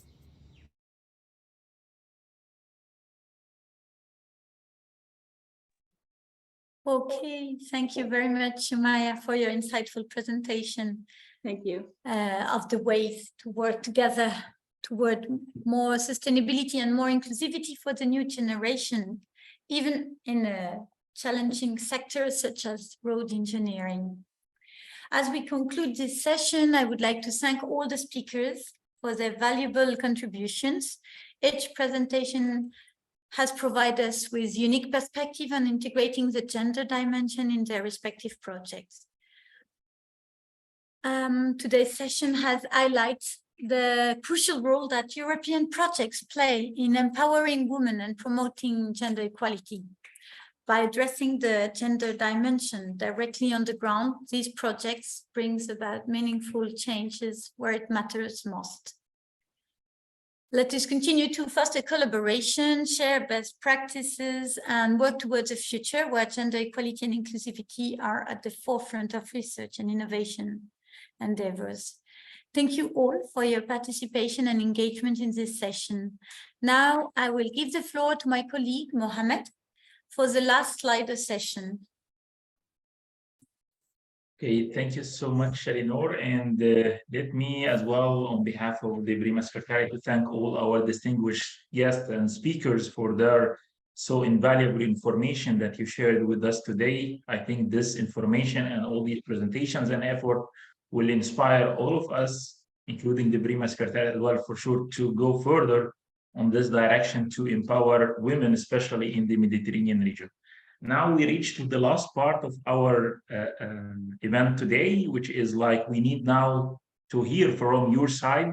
That's why we designed this second session for Slido, to get your feedback and your impression after the valuable information that we have received from the speakers. So before going and to proceed, if you can rescan or if you still open your browser, so we can continue with our Slido second session.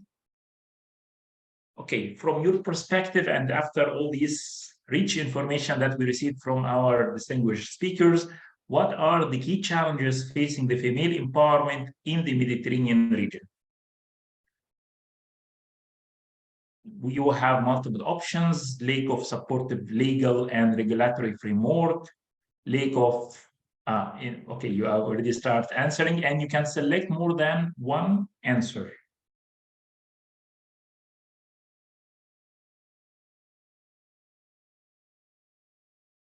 You can select up to 2 options. Like if you think the most challenging issues that we have in the Mediterranean against women empowerment. Okay, we have 20 responses so far. If it's okay, we will proceed with the second question. Okay, last call, no more inputs. Okay, done. Okay, so we can go to the second question.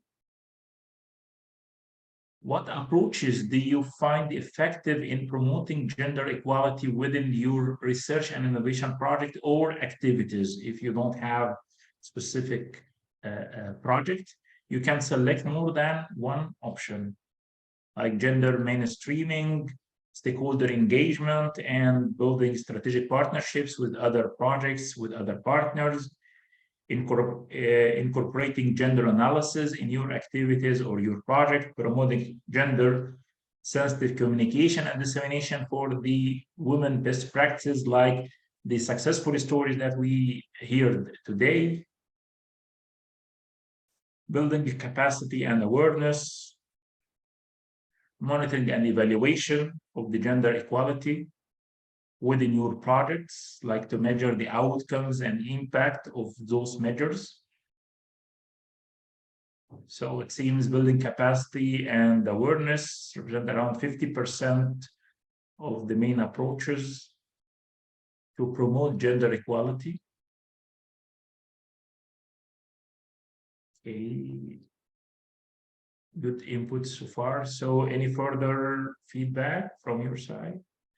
Stakeholder engagement and building strategic partnership. This is very important, and this is one of the expected outcomes of this event today and yesterday, is to synergize the efforts of different organizations, projects, so we can collaborate together. So perfect. Maybe we can proceed with the with the next question. Okay, have you previously used any gender analysis framework or tools in your research projects or in your activities?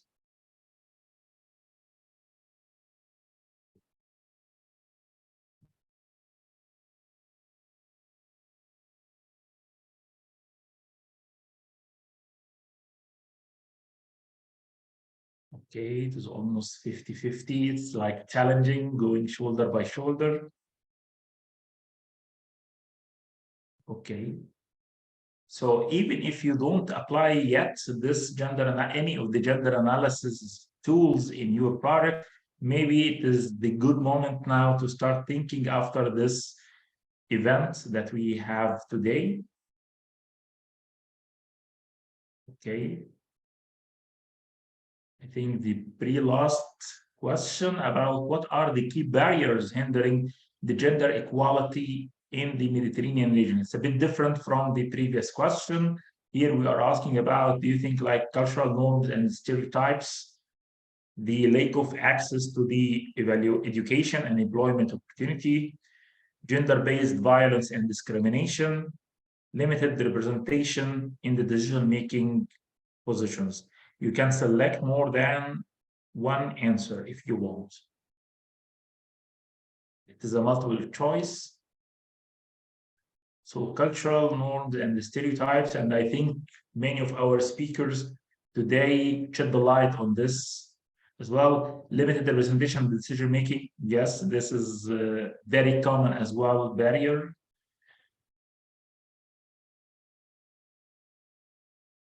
Okay, any further inputs? Fine, last call, last chance. And then we go to the last question of today. what are specific areas in your research projects where you think that the gender dimension can be better integrated? Like, for instance, at the design phase and applying or designing the methodology for your research and the data collection and analysis, in the stakeholder, engaging the female as the stakeholders and collaborate with them, policy and decision-making process, knowledge dissemination and communication, capacity building and training, funding and resource allocation, ethical consideration and safeguarding, and evaluation and monitoring mechanisms. You can select more than one option. And this is the last question. So again, you highlight the importance of the policy and decision-making process and the capacity building to be the main key areas that you think that can be integrated in your projects and in your activities.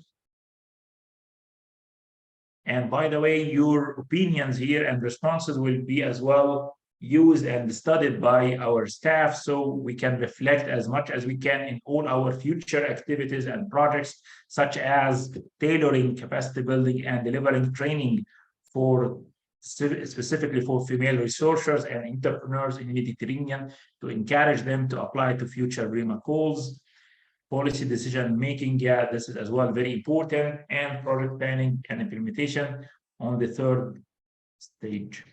So thank you so much, and now we are concluding. So back to you, Lucille or Elinor, to conclude and to give the last speech. Thank you, Mohammed. Actually, we are 3 minutes ahead of time, so I would say it's thank you to all the speakers for their very great presentation, contribution. I think we could have stayed much longer, dipping into more questions, and also like exploring in details all the insightful contribution that were presented. So also it's very interesting for us to know that it raised a lot of interest. So our event today has been illuminated, I would say, by the presentation, also case studies, best practices.